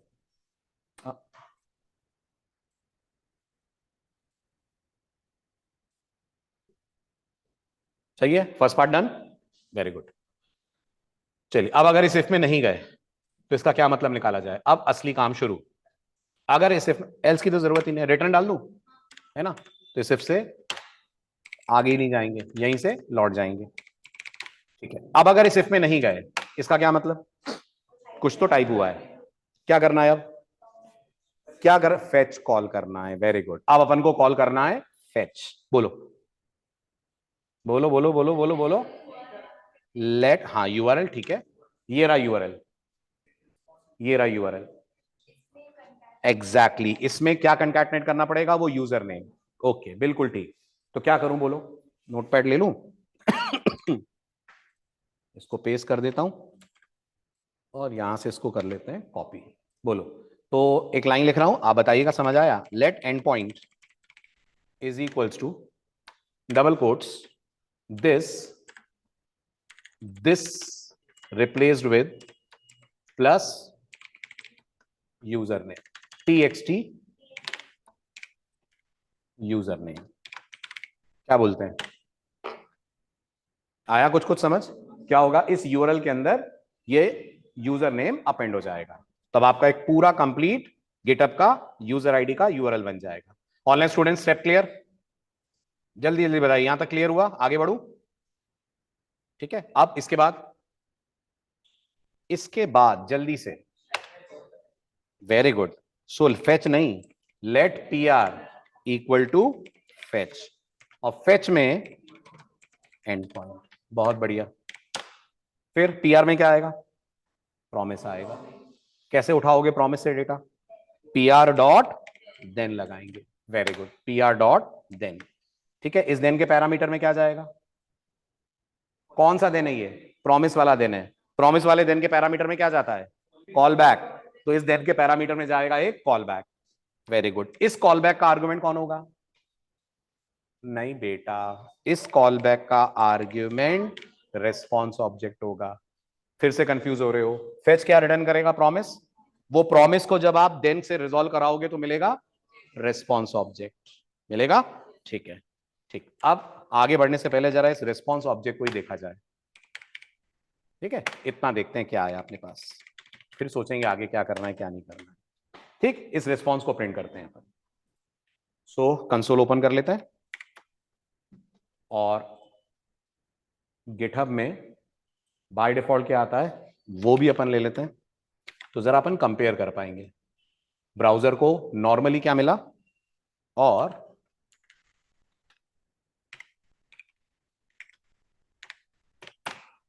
ये ब्राउजर को नॉर्मल रिस्पॉन्स मिला है। ठीक है, अपन देखते हैं अपन को क्या मिलता है। तो मैंने कहा के सचिन 95, क्या मिला आपको? आपको मिला एक रेस्पॉन्स ऑब्जेक्ट। स्टेटस है, इससे पता चल रहा है कि आपका कम्युनिकेशन हुआ है ना। अच्छा, और अगर मैं यहां के सचिन 96 कर देता हूं, फेच पे क्लिक करा, चेक करो, चला अभी भी?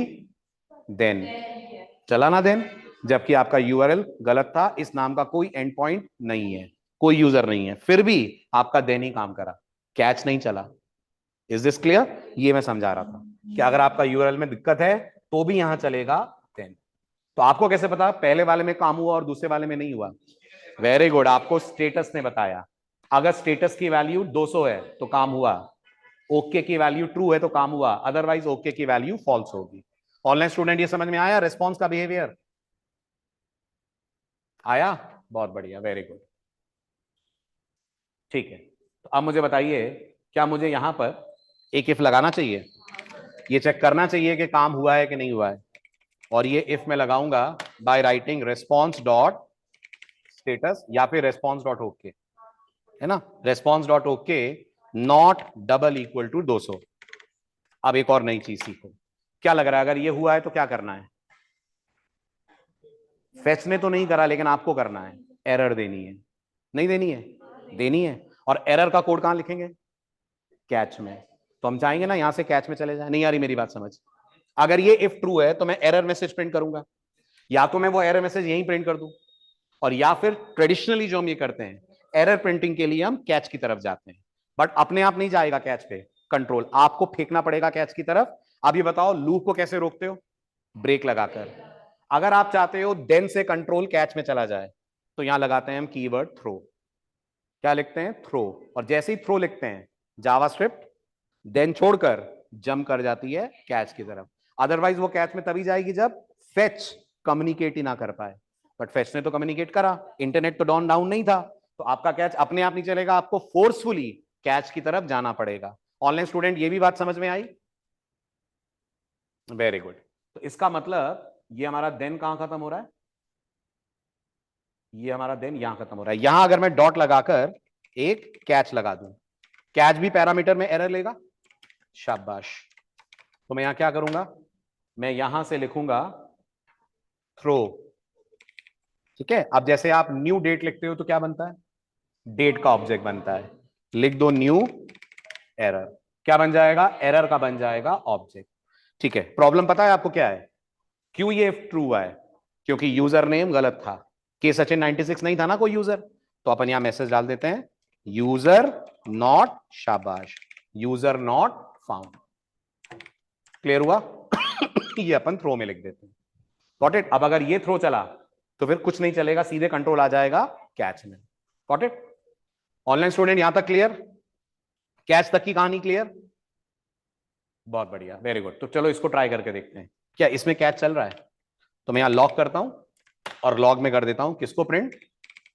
एरर को प्रिंट। और वहां जानबूझकर यूजर आईडी गलत देते हैं, हो जाएगा ना टेस्टिंग, ये चल जाएगा अपना। आइए, तो यहां मैंने कहा के सचिन 96, चेक करिए ये चला, error user not found.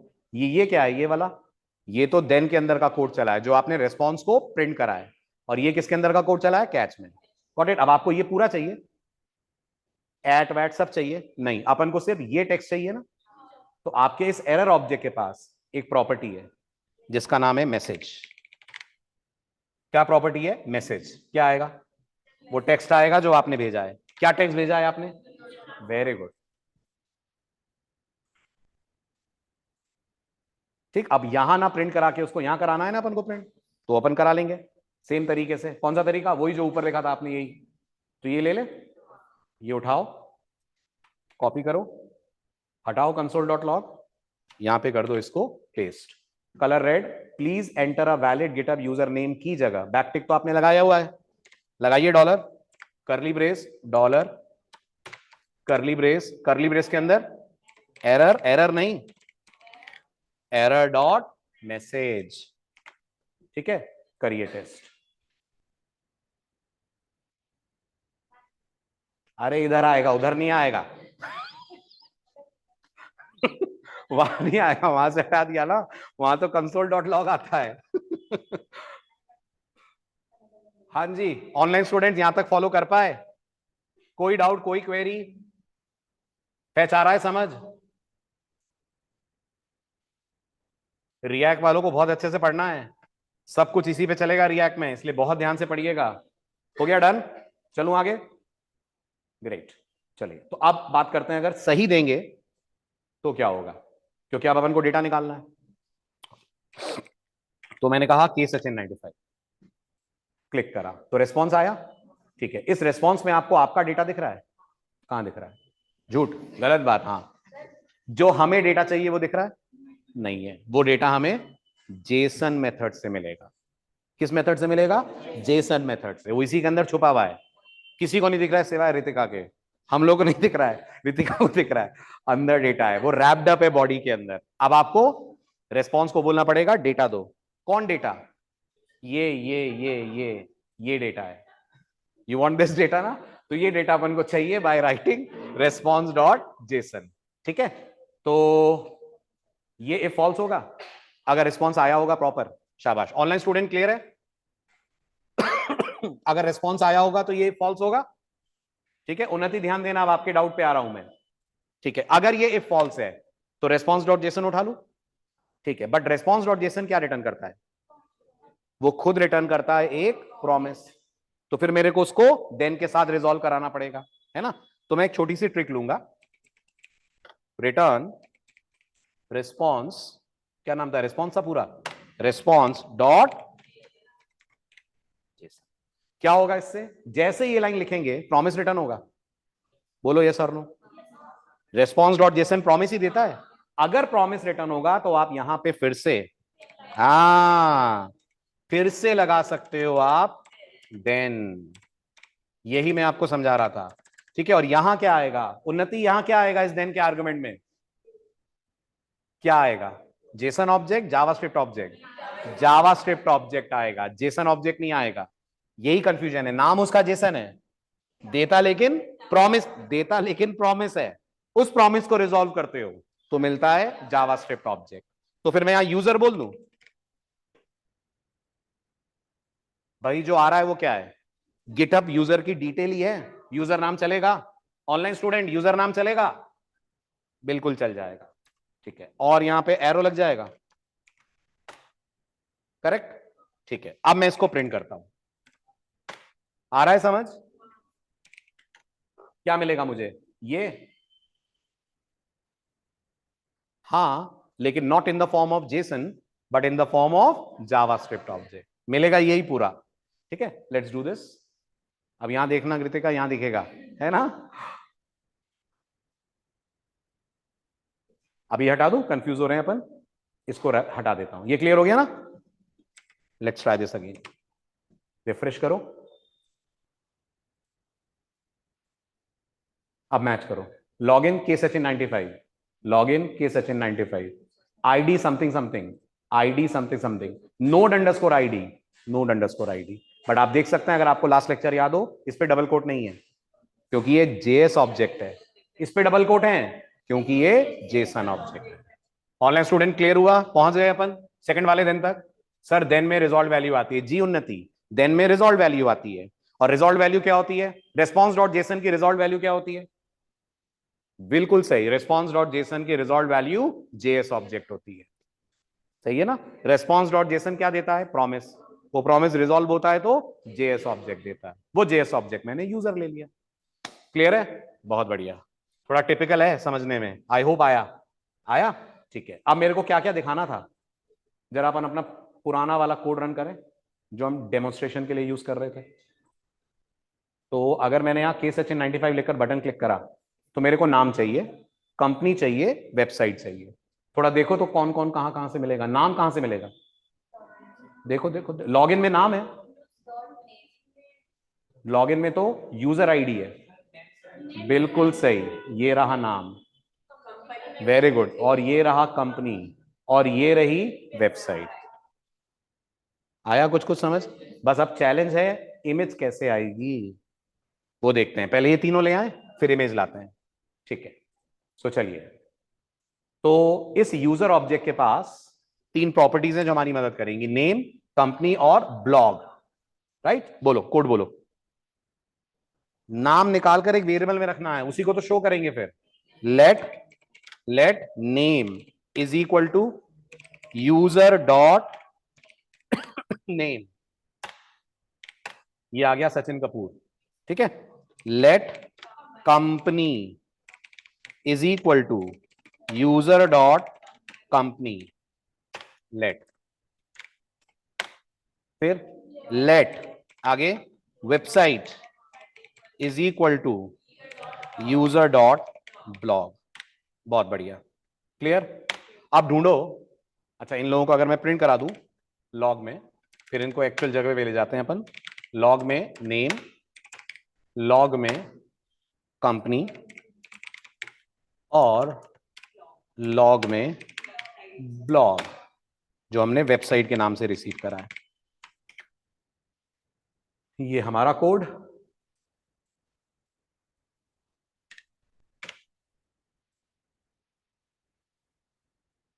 Clear, ये डेटा आपने कर लिया एक्सट्रैक्ट। हाँ जी, क्लियर हुआ ऑनलाइन स्टूडेंट यहां तक, ऑल क्लियर, समझ आ रहा है, वेरी गुड। अब ढूंढिए इमेज कहां आ रही है, कोई है जिसके पास इमेज है, ढूंढो ढूंढो ढूंढो ढूंढो, वेरी गुड। किसके पास इमेज है, इसके पास इमेज है, लेकिन इमेज नहीं है, इमेज का यूआरएल है।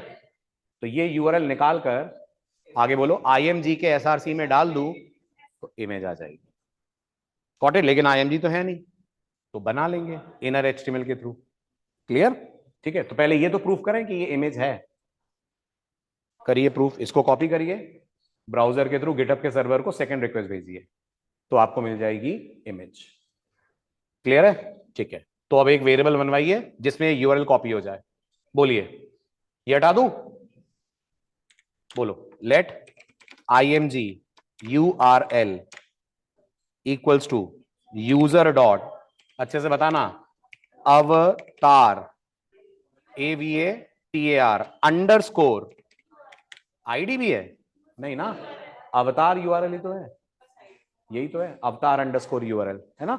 इससे आपको मिल जाएगा पूरा यूआरएल। Online student clear. इसके बाद क्या करना है, अब आपको एलिमेंट्स क्रिएट करके इन सबको उनके अंदर भरते जाना है, ठीक है। तो मैं एक लाइन लिखता हूं, आप बताइए आपको समझ आया। Let img is equals to document dot create element img। याद आया कुछ डॉम, क्या हुआ इससे, एक इमेज नाम का एलिमेंट क्रिएट हो गया कि पेज पे आ गया, क्रिएट हो गया। अब img के src में असाइन कर दो, हाँ img url, क्लियर हुआ। अभी भी दिखेगी नहीं इमेज, अभी आपके पास इमेज आ गई है, दिखाने के लिए उसको डिव में करना पड़ेगा ऐड, ठीक है। ऐसे ही अब मैं इनके लिए लिख दूं, इनके लिए पैरा बना ले, ठीक है। तो let's copy, 1 2 3, let name is equals to document dot create element followed by p, ठीक है। ये बन जाएगा para, name dot inner HTML is equals to backtick, bold में आ रहा था नाम, सो बैकटिक बैकटिक के बाद स्ट्रॉन्ग, बैकटिक, बैकटिक के बाद स्ट्रॉन्ग, स्ट्रॉन्ग के बाद name colon followed by again strong, ये close,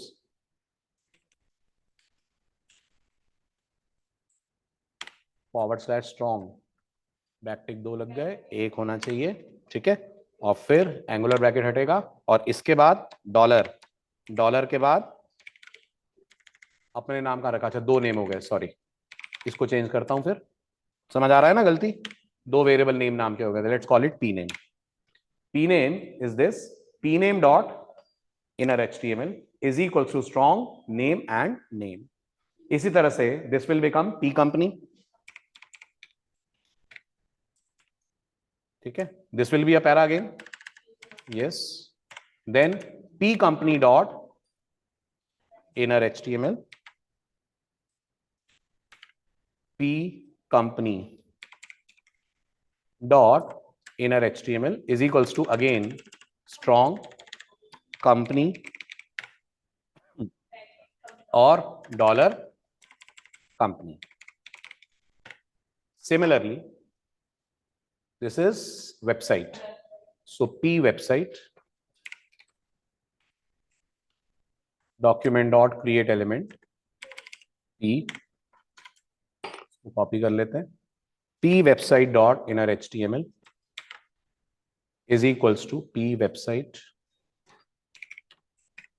dot inner HTML is equals to ये कंपनी, इसकी जगह आ गया वेबसाइट और कंपनी की जगह विल पुट वेबसाइट, ठीक है। Online students clear? Line number 26 में ही यूजर डॉट नेम लिख सकते हैं ना? कौन सी लाइन नंबर 26? यूजर डॉट, हाँ हाँ हाँ, अलग से जो मैं वेरिएबल ले रहा हूं उसे अवॉइड करने की बात कर रहे हैं, बिल्कुल कर सकते हैं, बिल्कुल कर सकते हैं, कोई इशू नहीं है। क्लियर, वेरी गुड, तो ये हो गया आपका। अच्छा एक मिनट, वेबसाइट, वेबसाइट में क्या आ रहा है? एक मिनट, वेबसाइट में तो वेबसाइट का नाम आ रहा होगा ना, sclive.in, okay okay okay okay, तो इसको अपन एंकर से प्रिंट कर दे, पी के अंदर एंकर, क्योंकि वो क्लिकेबल होना चाहिए, ठीक। तो क्या करूं, कोड बताओ, डिक्टेट करो, अभी समझ आ रहा क्या होगा? अभी वेबसाइट बिना क्लिकेबल होगी, नॉर्मल टेक्स्ट की तरह आएगी, I want it should become a clickable text, तो क्या चेंज कर दें? जैसे आप एक्चुअल कोड में देखो क्लिकेबल आ रही होगी, जो हमारा ये कोड था, इसमें अगर मैं लिखता हूं, हमारे में तो नॉर्मल आएगी, इसको क्लिकेबल कैसे करूं? ऑनलाइन स्टूडेंट क्या करूं, एंकर लगेगा, मुझे भी मालूम है, कोड बताइए कहां क्या चेंज कर दूं। वेरी गुड, ये तो सेम रहेगा, ये जो वेबसाइट है ये चली जाए HREF में, है ना, तभी तो क्लिकेबल में नहीं, किसके HREF में? पी का HREF कहां होता है, ठीक है। तो इसके बाद क्या लिख दूं, इसके बाद लगा दूं angular bracket, A HREF is equals to double quotes, double quotes बंद, ठीक है, फिर एंगुलर ब्रैकेट बंद, फिर उसके बाद एक और डॉलर, फिर उसके बाद वेबसाइट, दो दो बार क्यों? एक बार टेक्स्ट के तौर पे दिखाने के लिए और एक बार क्लिकेबल लिंक के तौर पे, ठीक है, और उसके बाद फॉरवर्ड स्लैश ए, सही है। क्लियर हुआ ये जो मैंने करा एंकर लगाने का काम, ठीक है, ठीक। अब पेज पे आएगा नहीं आएगा? कुछ नहीं आएगा, पेज पे लाने के लिए इन सबको जोड़ना पड़ेगा डिव में। कैसे जोड़ते हैं किसी भी एलिमेंट को? अपेंड चाइल्ड, क्या नाम है आपके डिव का? हमारे डिव का नाम है details div dot append child. क्या चाहिए सबसे पहले? इमेज चाहिए, तो I will go for IMG,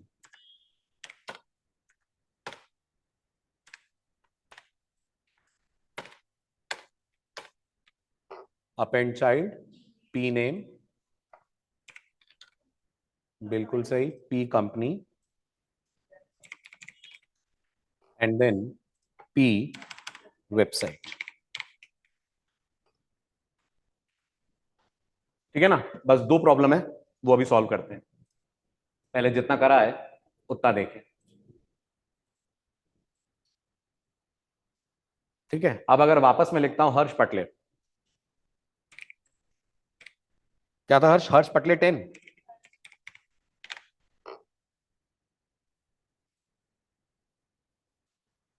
ये क्या हुआ? जल्दी जल्दी ऑनलाइन स्टूडेंट, क्या गड़बड़ हो गई अपन से? कैसे करें इसको सॉल्व?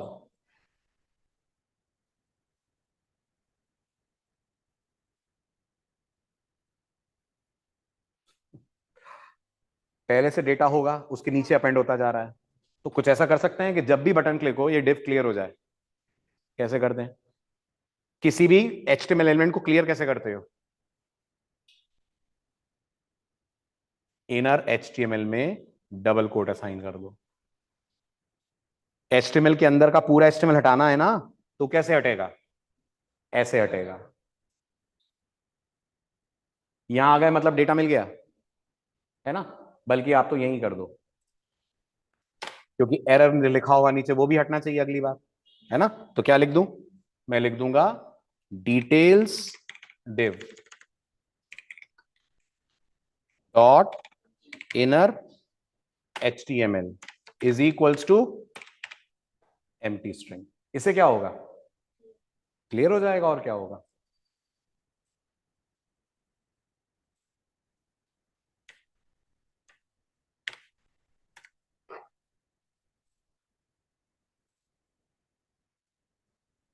क्लियर? ठीक है, अब एक काम मैं और करूंगा। हाँ जी। नाम में नल क्यों आ रहा है कंपनी में? इसका नाम सेट नहीं होगा? नहीं सेट होगा तुम्हारा नाम? चलो यहां देखते हैं।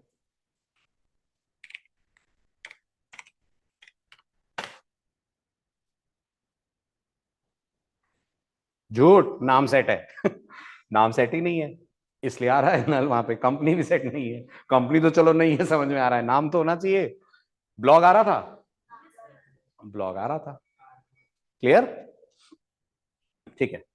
अब आखिरी बात, अब मैं एक लाइन और लिखूंगा, आप बताना इसको लिखने से क्या हो रहा है कोड में। One more line. Online student यहां तक क्लियर है? कोई क्वेश्चन, कोई doubt regarding any line, any point? No? ठीक है। अब लास्ट लाइन, वो लास्ट लाइन है ये वाली, details div dot inner HTML is equals to single quote div class is equals to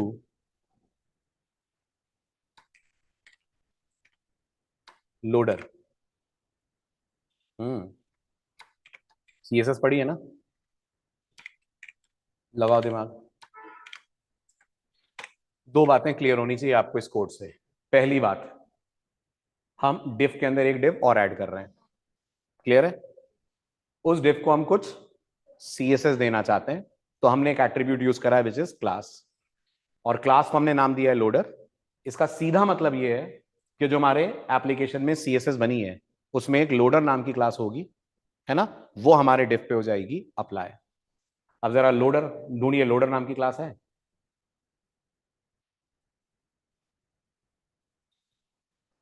और वो ही आपको लाकर दे रही है थोड़ा सा एनिमेटेड इफेक्ट, वो ही आपको लाकर दे रही है बॉर्डर रेडियस। इमेज सर्कल में आ रही थी, सर्कुलर इमेज चाहिए थी अपन को, राइट? और थोड़ा सा इफेक्ट चाहिए था, थोड़े बॉर्डर बॉर्डर चाहिए थे। ठीक है, आप दूसरे वाले में देखिए इमेज कैसी आ रही है, और आपके में कैसी आ रही है।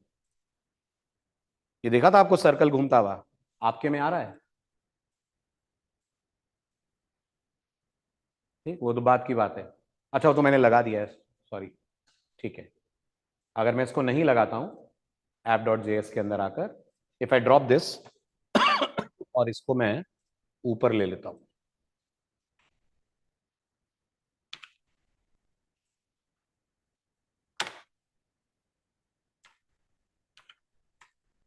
यहां लिख देते हैं। ठीक है, अब आप चेक करिए, अगर मैं इसको कमेंट आउट कर दूं फिलहाल के लिए, तो आपके केस में नाम कैसे आ रहा है, इमेज कैसे आ रही है, और दूसरे वाले में कैसे आ रही है? आपके में तुरंत आ रही है। Can you see this? The moment you click the button, image is displayed. यहां थोड़े नखरे के साथ, थोड़े एटीट्यूड के साथ आ रही है जब आप इसको क्लिक कर रहे हैं तो, राइट? वो जो लोडिंग इफेक्ट है वो आ रहा है इस CSS क्लास से, जिसका नाम दिया हुआ है लोडर। तो अगर मैं इसको अनकमेंट करूं, लाइक दिस, ठीक है, और इसको अपन ले चले यहां।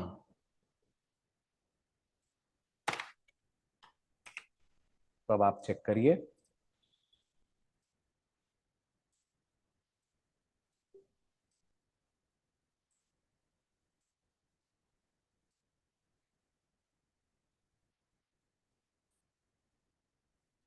ओह सॉरी, ये तो पहले ही चल जाएगा।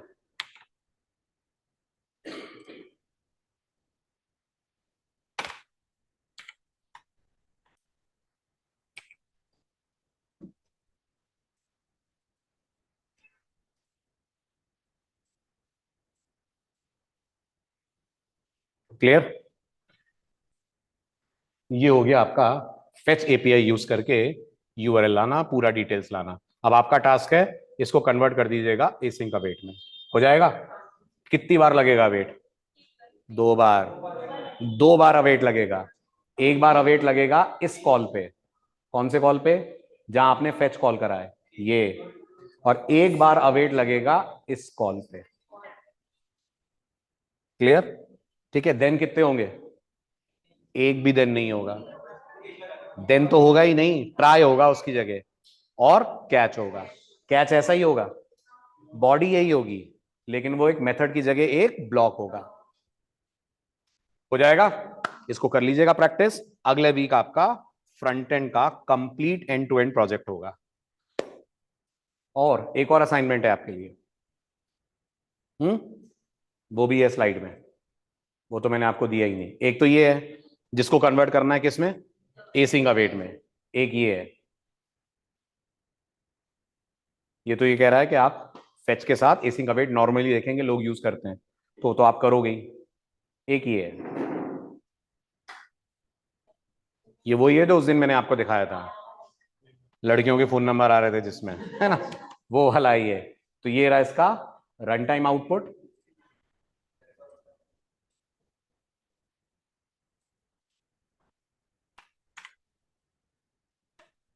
ठीक है, ये है फेच यूजर पे क्लिक करा मैंने, हर बार चलो कार्लोस का नंबर आया है। ठीक है, ये बनाना है। यूआरएल मैंने आपको बता दिया है। अब आपको ये भी समझ में आ गया होगा कि डेटा कैसे देखते हैं अपन, कैसे फेच करते हैं। ये आपको बना के लाना है। यूआई मैं आपको दे दूंगा जी। गिटहब की एपीआई मतलब? हाँ, हमें कैसे पता चलेगा कौन से काम की कौन सी एपीआई है? वो आप सर्च करिए, मिल जाएगी आपको नेट पे। जैसे जैसे जैसे अभी नया साल शुरू हुआ है, चलो इस साल में कब कब कौन कौन सी छुट्टी आ रही है, तो there is an API called holidays API. उसको कॉल करिए, वो आपको छुट्टियां बता देगी। अपनी अलग है मतलब? हाँ हाँ। तो हमने नेट पे डाला, सर्च करा, तो हमें मिलेगा। आपको किस चीज की एपीआई चाहिए? जैसे मुझे चाहिए लेट न्यू इंडिया में क्या हो रहा है, या न्यूज एपीआई। जब आप न्यूज एपीआई डालोगे तो गूगल आपको बहुत सारे दिखाएगा जो आपको फ्री एपीआई देंगे। अब ये देखो, ये न्यूज एपीआई .org है, इनके डॉक्यूमेंटेशन पे जाओ, वहां आपको मिल जाएगा गेट स्टार्टेड। ये बता देंगे आपको कैसे करना है। ये रहे कुछ एग्जांपल्स जो आप इनके देख सकते हो। न्यूज हेडलाइंस चाहिए, ये रहा इनका एपीआई, ये लो। सर्च करना पड़ेगा आपको, जो चाहिए गूगल पे डालिए, और आज तो गूगल से अच्छा सर्च आपको चैट जीपीटी दे देगा। खोलिए, उस पर डालिए मुझे इस काम के लिए एक एपीआई चाहिए, मुझे उसका यूआरएल बताओ, बता देगा। राइट, जैसे मुझे करेंसी एक्सचेंज का कोड लिखना है ना, होगी उसकी भी कोई एपीआई, क्योंकि मुझे तो ध्यान नहीं है इंडिया में कौन सा रूपी कितने डॉलर क्या हिसाब किताब है। तो मैं बोल दूंगा करेंसी एक्सचेंज एपीआई, होगी कोई ना कोई एपीआई। बस ये जरूरी नहीं है कि वो फ्री हो सकता है फ्री हो। अब ये हो, ये देखिए करेंसी लेयर, ये फ्री करेंसी एपीआई है। इनकी वेबसाइट पे जाइए, डॉक्स में जाइए, बता देंगे आपको कैसे कॉल करना है। ये रहा एपीआई का रिस्पॉन्स। ये रिस्पॉन्स आएगा किस फॉर्म में? जेसन फॉर्म में। यूआरएल भी यहीं कहीं होगा, ये रहा यूआरएल। तो आप 2-4 बनाओगे प्रोजेक्ट तो आपको आइडिया हो जाएगा कैसे अपन एपीआई सर्च करते हैं। सबका एक ही तरीका है और सबका एक ही फॉर्मेट है, और 99.99% रिस्पॉन्स भी सबका जेसन ही है।